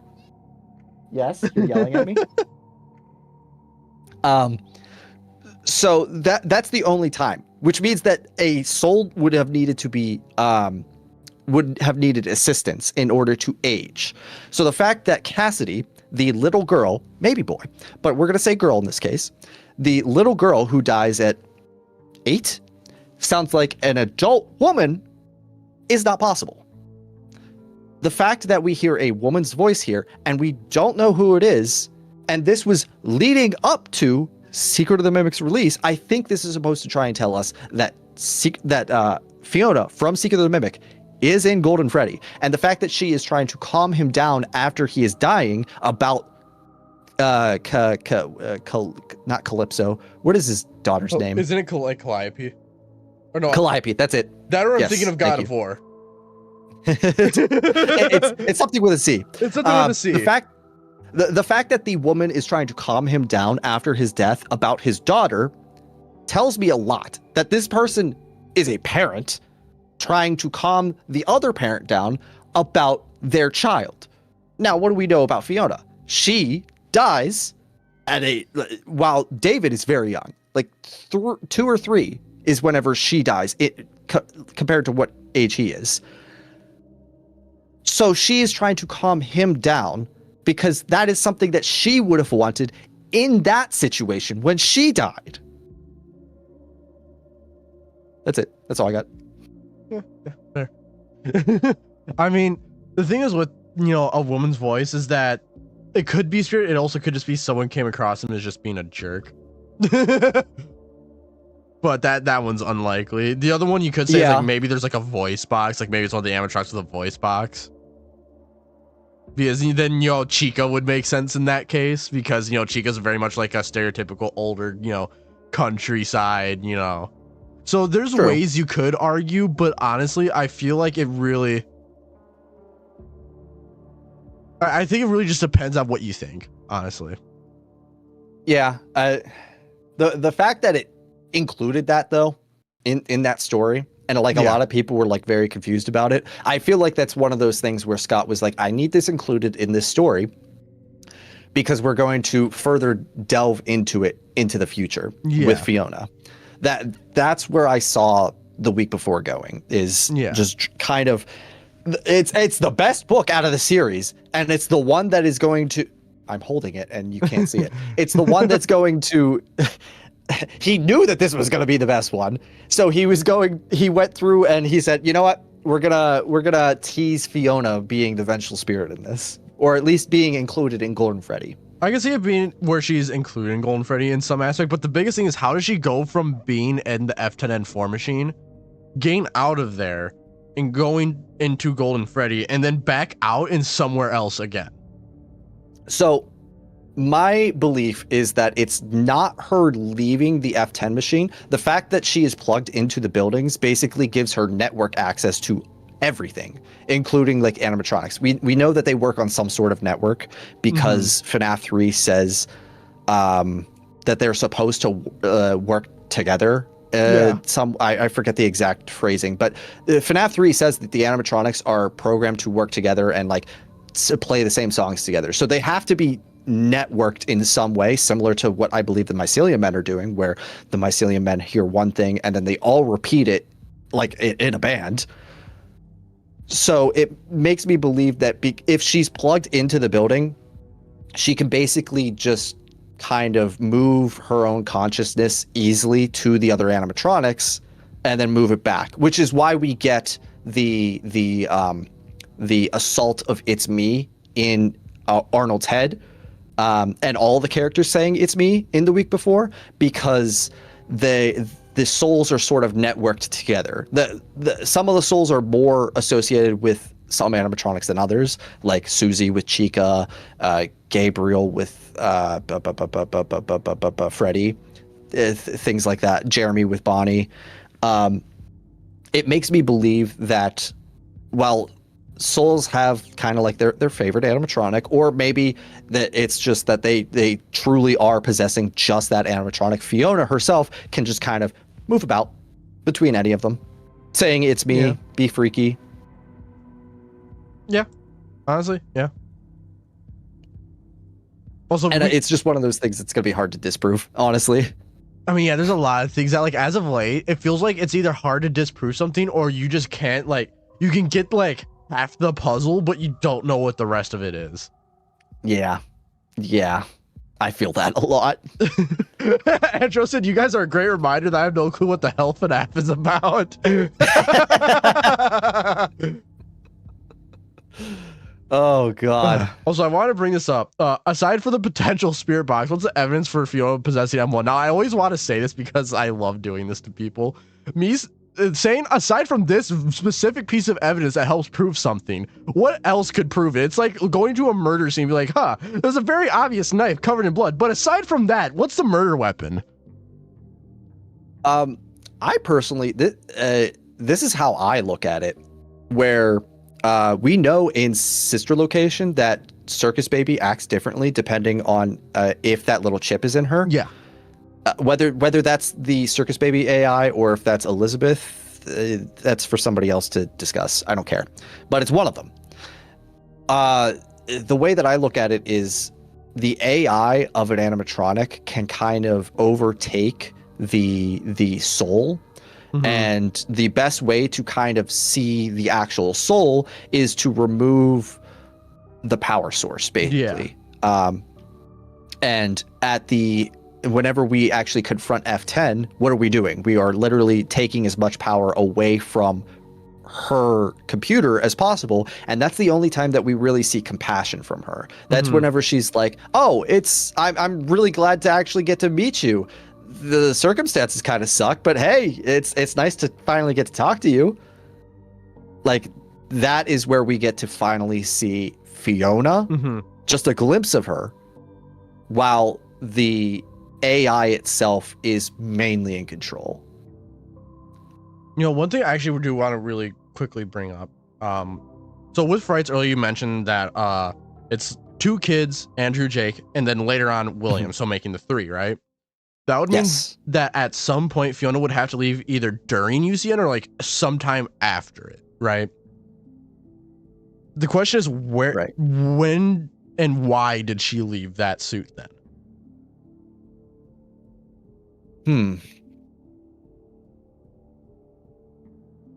I don't know. And, you know, also, like, if she leaves before UCN, that's also a big issue because then she's already out of Golden Freddy. She left. Right. So that's really all I can really think of with that. One thing I hope we get to see, like, some form of the actual FNAF game Stitch Wraith. I'm so sick of seeing this little Into the Pit game pixely looking. Like, give me the Stitch Wraith. All right. I'm sure we'll get, like, if it's connected in any way, it'll come to the games eventually. Yeah. That's not a pixelated game. Unless it's just not important. Yeah. I do want to drop my really quick kind of like bombshell comment. All right. Now, a few people know this. I didn't bring it up in my recent video because I didn't think of it. But what does David become to Edwin?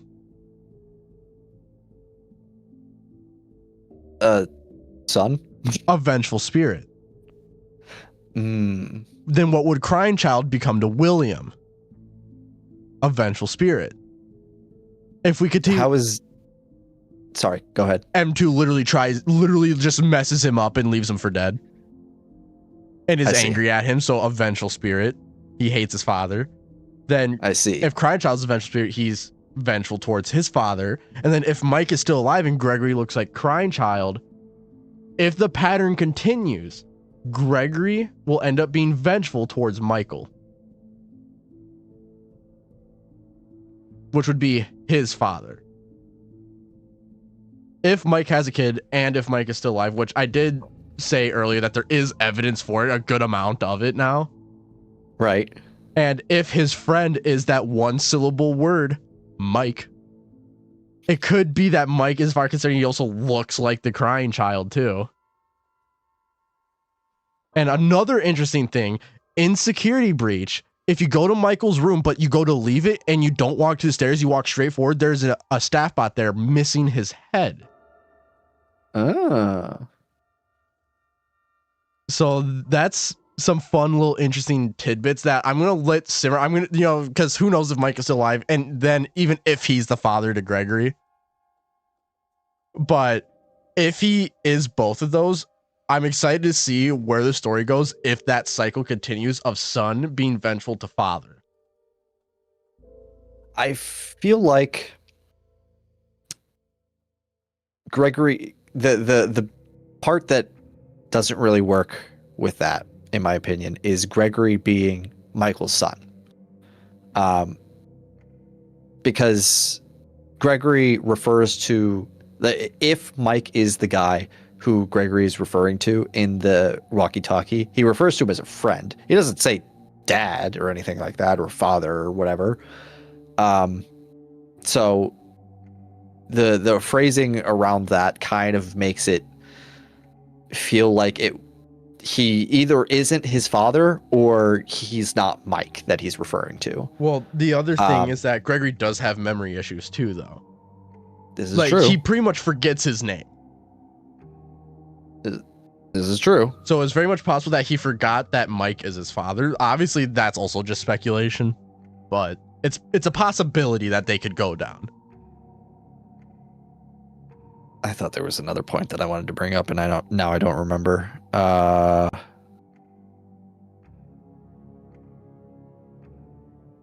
Guess I forgot. Also, it doesn't exist Mike anymore. doesn't have Must have been organs. the He is not having a child unless you go undeniably canon and you use Phasgu. So I'd like to introduce you to remnant healing people now. Or have you ever heard of someone having a child and then they die 5 months later?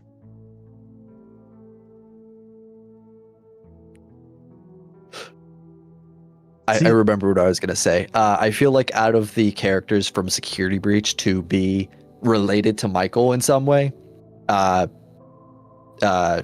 Vanessa feels like the choice, the better choice, just because we know that even though she does say that her father is Bill A, she would be the one who would be closer associated with Michael than Gregory, in my opinion. Also, so it just said Michael is not a purple corpse remnant healing suite. So here's the other interesting part. Then explain to me why in FNAF 3 Springtrap is completely missing both arms, but then in FFPS William has one arm fully grown back and then the other arm starting to grow back.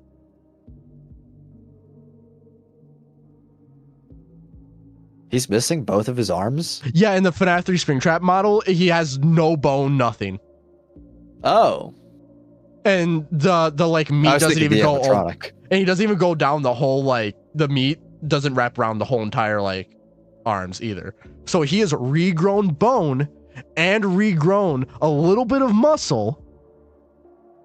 So if Michael was scooped in this location way before, like, around, maybe even around the time that good old Springy was spring locked, considering that he's not constantly being swished around inside of a spring lock suit, it's very possible that he definitely could have healed better than William ever did. Also, he's in a lot less fires. And he's yeah, he escapes a lot more fires too.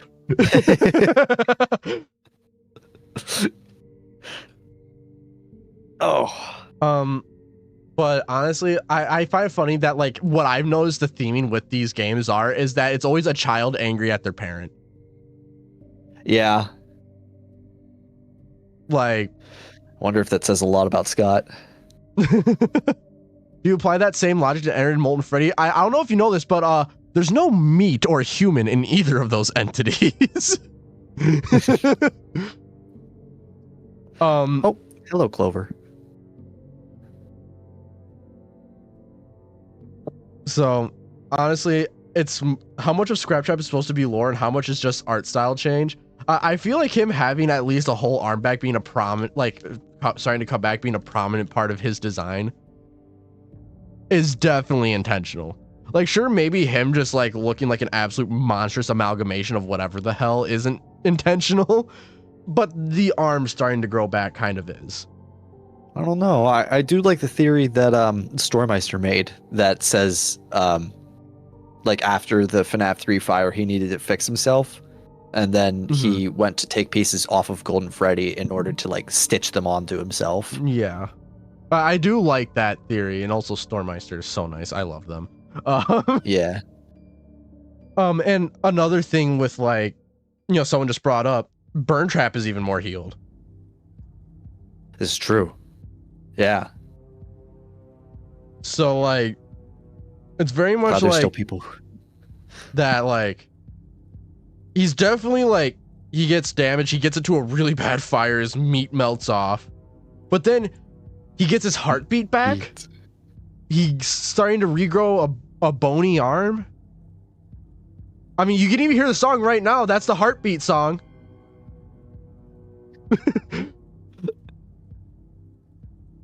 And then you go on to Security Breach, where he is literally just now Springtrap with less Springtrap parts and now more William parts.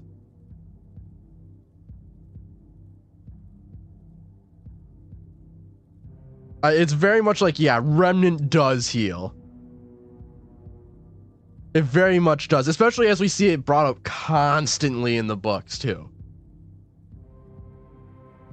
It very much heals. It's going to be a very important thing in the future. Oh, and another I really thing. want to know. Oh my God, Clover! But really quick, I want to bring this up. Another thing, Michael had the one animatronic in him with so much remnant that Henry felt the need to point it out to us. That Ennard / Molten Freddy had a bunch of remnant in him. Yeah. A dangerous amount. Like, so if anyone's healing fast, it's probably the guy who literally had, let me say it, folks, Ennard inside him.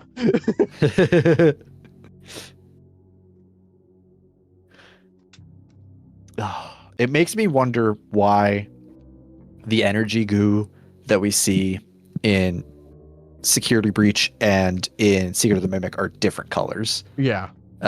Because one of them's orange and one of them's blue.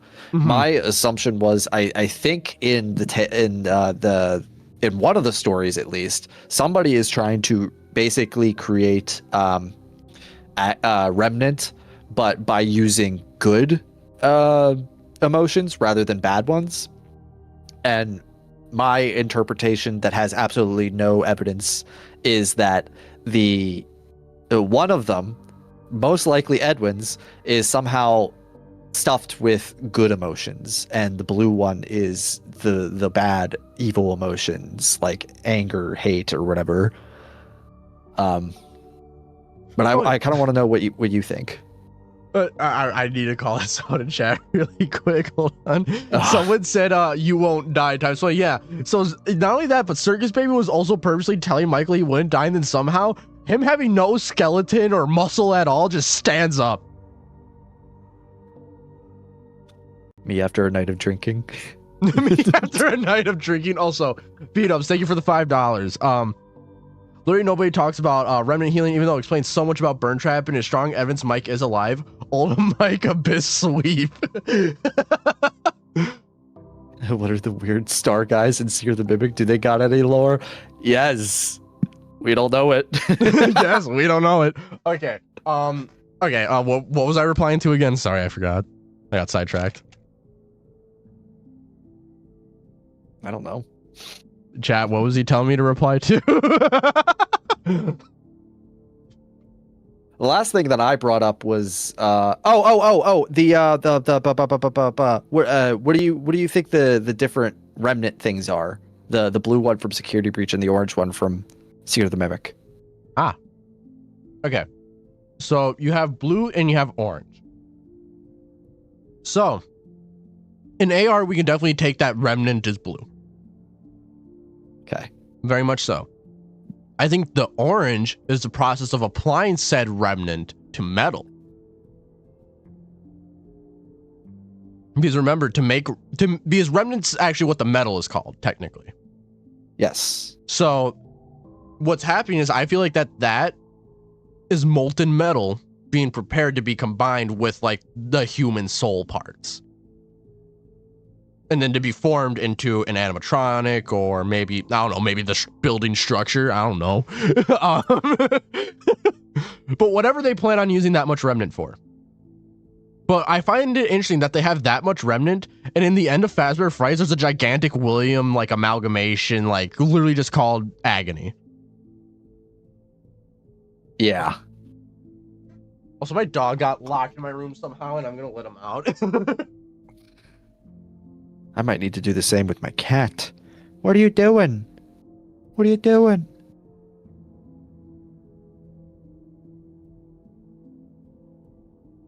Edwin Power Goop is just emotion, no soul remnant. Pizzaplex's soul remnant. That makes sense.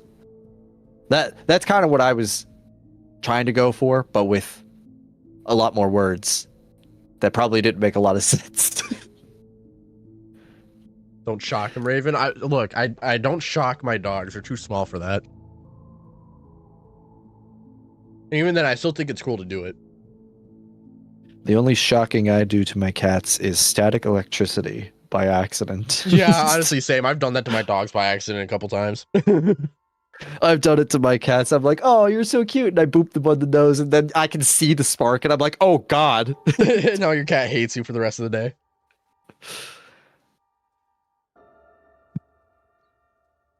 So, I mean, yeah. Is there anything else? He says he wants to harness human emotion to power the Plex. Yep. Ah, I knew it was the Mimic story. Okay, I should have just gone. Should have been confident about it. I mean, I think at this point, since we're pretty much done, I'll run one more poll, see what y'all think on who it is. I think it's gonna be any different. I don't think it's gonna be any different either, but. Your viewers are very dead set on CC is the vengeful spirit. All right, CC Clover, what are you doing? Fiona. Oh my God, Clover, get off of the keyboard. Well, you know which one I'm voting for. I love how you're voting for Fiona. Why wouldn't I? Well, then fine. I'm gonna vote Bronze. for CC. I'm gonna skew the results. Bronze on my team. Bronze, you are no longer invited to my channel, and we're no longer friends.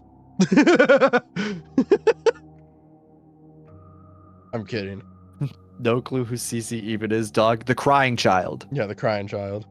Come on, get with the program, Metro. Come on. My number's bigger than it was last time. Let's go. Let's go. A win is a win. I mean, honestly, like I feel like both options here though are completely valid. It really just depends on your interpretation of the story and like where is Scott gonna go with this? Because so far he did say to understand the future you have to know the past. But how far in the future is he referring to as well? Is he referring like, oh, to understand from 1987 onwards? Is he saying referring from 2020 onwards? Is he saying from 2030 or whatever you think security breach takes place onwards? It really all comes down to what he means by that.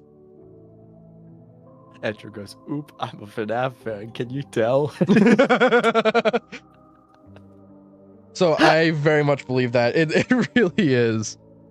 Yeah. I was going to basically say the same thing where like at least it depends on where the story is going to go in the future. Yeah. Because who knows? The next game could literally like decanonize everything that we know of, or just be like, okay, everything that we've gotten from Steel Wool is just in a separate universe. Like that's just how it's gonna go. Yeah, so like it really all comes down to that. And at the end of the day, of course, as always, it's okay what you believe, guys. Don't be going on the internet and be like, hey, you suck for believing this. Because trust me, when I first joined YouTube and I tried making theories and I tried saying Cassidy is the vengeful spirit, I got bullied so bad I was just scared to make any vengeful spirit related comment at all in my videos. Guys, if you find somebody on the internet who has a different opinion than yours, don't go and kill them. I know where I know where you live, Terminal. Don't go and murder people for different opinions.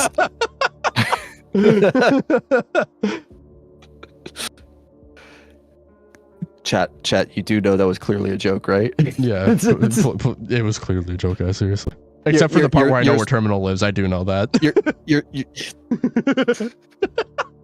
You're supposed to respect other people's opinions. Yeah, love them. Yeah, always respect other people's opinions. That's kind of why I'm starting to do this podcast, is to be able to have differing opinions collide, and at the end of the day, we're still friends. And a lot of the time, whenever people have different opinions, it's because that both of them are are correct in a way. It's just something that there's something in between them that is the actual correct answer.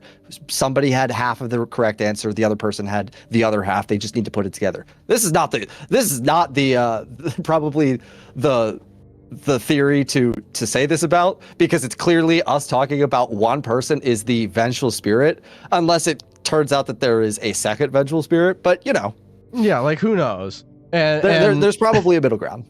Yeah, so there's like I always say this: if there's two really popular ideas, odds are the right answer usually lies in the middle somehow, like more often than not.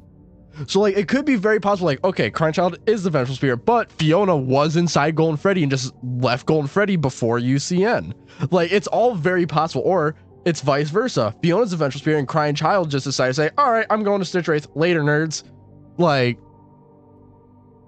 you know, those are all really, you know, things that you could bring up. Oh yeah, one other thing. You know how Andrew has memory issues? Like, yeah. Well, the frontal lobe also controls memory. You know who else has memory issues? My mom. Ralph. And you wanna know something? Fuck. I can't take your stupid ass smile seriously, dude. I'm just looking at you. It's like I cannot take you seriously right now. Damn, I'll just. So the other thing I also want to bring up is that Fredbear is also like encased in shadow, which is also something that Andrew is described as being encased in shadow. But those are all smaller points. But yeah. Oh, dude, this was honestly, I enjoyed this as the first ever episode. Honestly, this was great. Yeah, no, I wasn't. It was longer than I thought, but oh yeah, dude, we were like going. Oh. No, the frontal lobe can control your memory. It's part of controlling your memory. But yes, hypothalamus is also for memory too. If enough people like someone, you literally called that someone was gonna bring up the 6-7 likes thing, and there's that in chat. Told you. I told you. Literally before stream, no, we were on break, and you're like, wait, you're at like 60 likes. We're gonna get close to 67. Someone's gonna comment at 6-7. I swear to God. And there's that true. I just knew it. I knew. I have I can see into the future. I'm Raven from That's So Raven. I swear, like, the FNAF community 6-7 is just 14. It really is. Listen, memes go in like a loop. That's all I've noticed over the past few years, because 6-9 and 420 have turned into 6-7, but there have been other numbers that we've all just laughed at, like 1738, 25, 21 from SpongeBob. Well, 21 too. Oh my God. Oh, dude, 1738 was another one. 1738. Oh God, are there any other ones? Memes are just on a circle. It's just they change what it is. Yeah, like whenever you get to that point on the circle. Yeah, like yeah. It's like the Mountain Dew and Doritos meme turned into Takis and something else for a while there. Oh well, now it's also it's just like Red 40. Red 40. My favorite, Red 40. You know, I wonder what's the like color code in, like, you know, like the Red 40. What's the color code for that in Gold Freddy's color? I need to know that right now.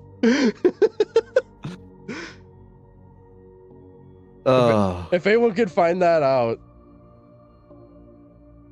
y'all are amazing. If you can figure out, like, it's like yellow. Imagine if it's the yellow 14. That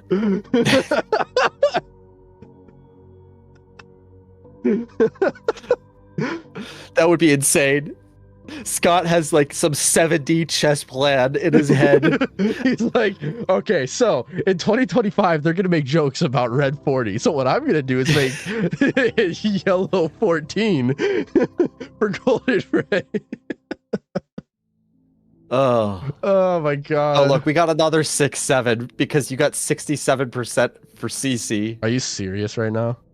Yes. Oh no, we were at 69 for a second. I was about to say nice, but then y'all changed it back to 67. Yes, another one back to Fiona. Bite victim's hex color code is face 83. You're lying. That's not a. I don't think that's a. Let me search up if that's even. I don't think that's a hex code. Is it a hex code? It might. It is a hex code. Is it? And it is crying child skin tone. Oh. Bro, where do you just find this knowledge?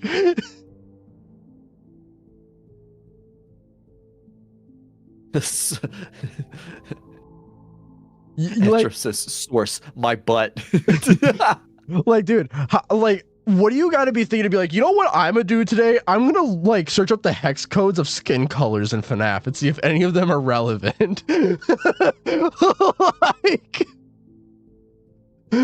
my favorite afternoon activity: looking up hex codes of everything in FNAF. Like, can we like search up like Gregory's like skin tone? And it's gonna be like Greg 35. To confirm that security breach is in 2035. Oh God.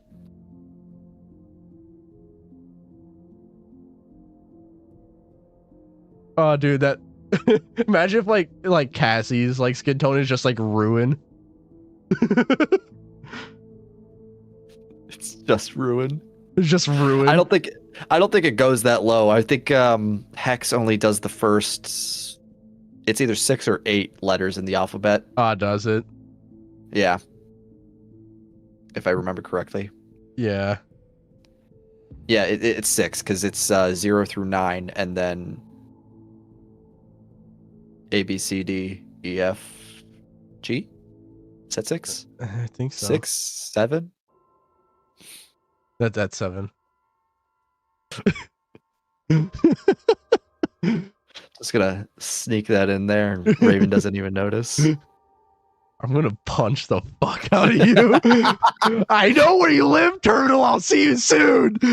I know where you live too, Raven. Oh.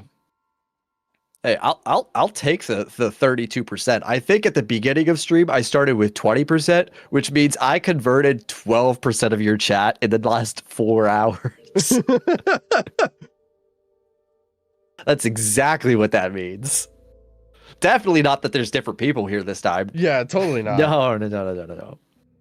You totally didn't tell, like, at your server, at everyone, prove this dude wrong for me. I really did consider doing that. I thought it'd be really funny. Oh, dude, that would have been hilarious. You should have.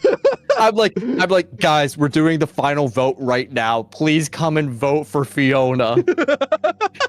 But I also know that if I did that, my Discord people would be like, all right, we're going and voting for Cece. The bald man wants Fiona. Let's give him Cece. The bald man. I'm not even bald. I got Hesher. Hesher's on my side. Hesher's on your side now. The thing is, my Discord server is literally the One More Night community server that's typically used for charity, so I refuse to make any announcements that aren't related to the charity. That's fair. Yeah. Plus Terminal's in there too. I am. The Terminal could also tell everyone in there to vote for Fiona too. I could. And if you guys want to, I gotta look at the camera. And if you guys want to talk to us on Discord, join the Discord server down below. You got it in the description, right? Yeah, I got it in the description. I'm not looking like an idiot. Okay. Yeah, okay. Yeah, no, you're good. Yeah. Go join the Discord server down below. I'm not looking like an idiot, am I? No. Yeah, you're good. You know what it reminds me of? It reminds me of the SpongeBob episode. Wait, so I'm not an employee? I'm making a complete what of myself. The most embarrassing thing you've ever seen. And now I'm making it worse by repeating everything you say into the microphone. It does tell about my streams. Yeah, if you're signed up for YouTube notifications in that server, you will get all my YouTube notifications, as well as some other creators that have asked for it. Are you in that terminal? I don't know if you are. I don't think so. Okay, well, you're being signed up whether you like it or not. Okay. I join servers and I go, okay. Yeah, literally. I showed Terminal this. I literally have like a whole folder on my Discord where it's literally just promo servers where I just promote myself and then never talk again. It's just like, let me drop this real quick and I'll see you guys in 2 weeks. Literally. Fazette over here. William is the vengeful spirit. Think about it. So, Fazbear Entertainment. I'm gonna find where you live, and when I do, I'll be outside your door. Do I have the ability to ban? Oh, I do. Yeah, you do. Narrow the UF server. Okay, here's the thing, Etro. You're not in the promo server. I just never have time to chat in multiple servers. So. I even made the joke that Fazbear just made, that like you could basically just pick any character from Five Nights at Freddy's and just be like, that one's the vengeful spirit. Guys, do we think my dog is the vengeful spirit? The one that screams outside my door if they're not let in? It's vengeful for something. Dude, I'm not even joking. I was so angry one morning. Okay, so I wake up at 5 in the morning. My dog is in my room, but he refuses to jump up on the bed, which he knows how to do, and starts screaming at 5 in the morning. So I get up, grab him, put him on my bed, and go back to bed. Then I wake up, at like a decent time, like I think like 8 in the morning. I get up, I go outside my room, and this little chihuahua left a really nice surprise right outside my door that I managed to step in. So then I go back downstairs, clean myself, and then I go talk to my dad. He's like, hey, just so you don't forget, you have a doctor's appointment that I totally forgot about. I was like, man, today just can't get any worse, man. I had a pretty good day, I'm not gonna lie. Today for me was like a big nothing, because I was literally like doing stuff last minute setting this up. I was honestly, I do like me on the screen, but I thought it would be really funny if we had to go with the backup plan of me doing the Ace Attorney thing, where it's like just me sitting here, and then whenever I'm talking, I just go objection.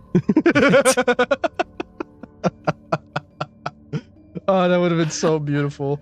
I really wanted to lean into like the Better Call Saul, like kind of like persona for this stream, and I just kind of like I was like, I'm not gonna be able to do that for however this long this is, and I'm glad I didn't because it's 4 hours long. Mm-hmm. Oh god, dude. I'm honestly I kind of want to get off. Not gonna lie. I mean that's fair. I mean I don't have anything else to rebuttal, and it looks like most of your chat has stayed with CC. Yeah. Sad, but. So, all right. So before we get into the outro bit, I do want to say me and Terminal, like right before this stream, do plan on doing another episode together after he releases his next theory video that revolves around Mike and FNAF 1. So stay tuned for that. I don't know when it's gonna happen. It'll happen eventually. Yes. Yeah. Read this thing if you want to sneak peek, I guess. Yes. Tickets to fun. Tickets to fun. Otherwise, there's not really much else. I don't know when the next episode is going to be exactly. It could be Terminal's next one. It could be someone else's. I'm not sure. We'll see what it is. Also, oh my god. All right, Mio, shut up. Mio wants you to shut up this time. That or they got the timing wrong. So, otherwise, there's not a lot coming out. I'm gonna try to push out the Halloween theory video soon, which I'm really excited for. We did kind of touch on some of those topics during the Curse of Fredbear bit of this. Otherwise, there's not really much else. I will be live again because I need to play through Curse of Fredbear to get footage because I have no footage. I'm too lazy to get off of YouTube because for some reason, all the footage of Curse of Fredbear is either made by people with face cams, is Fusion Z Gamer, or they recorded somehow on like a Square device. Well, it could be. I think if you're grabbing just one lens of a VR headset, it's going to be a Square. Oh no, not with PSVR.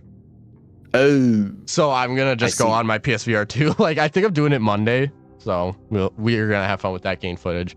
So yeah, if you want, you can promote your stuff really quick, Terminal, on stuff you're doing.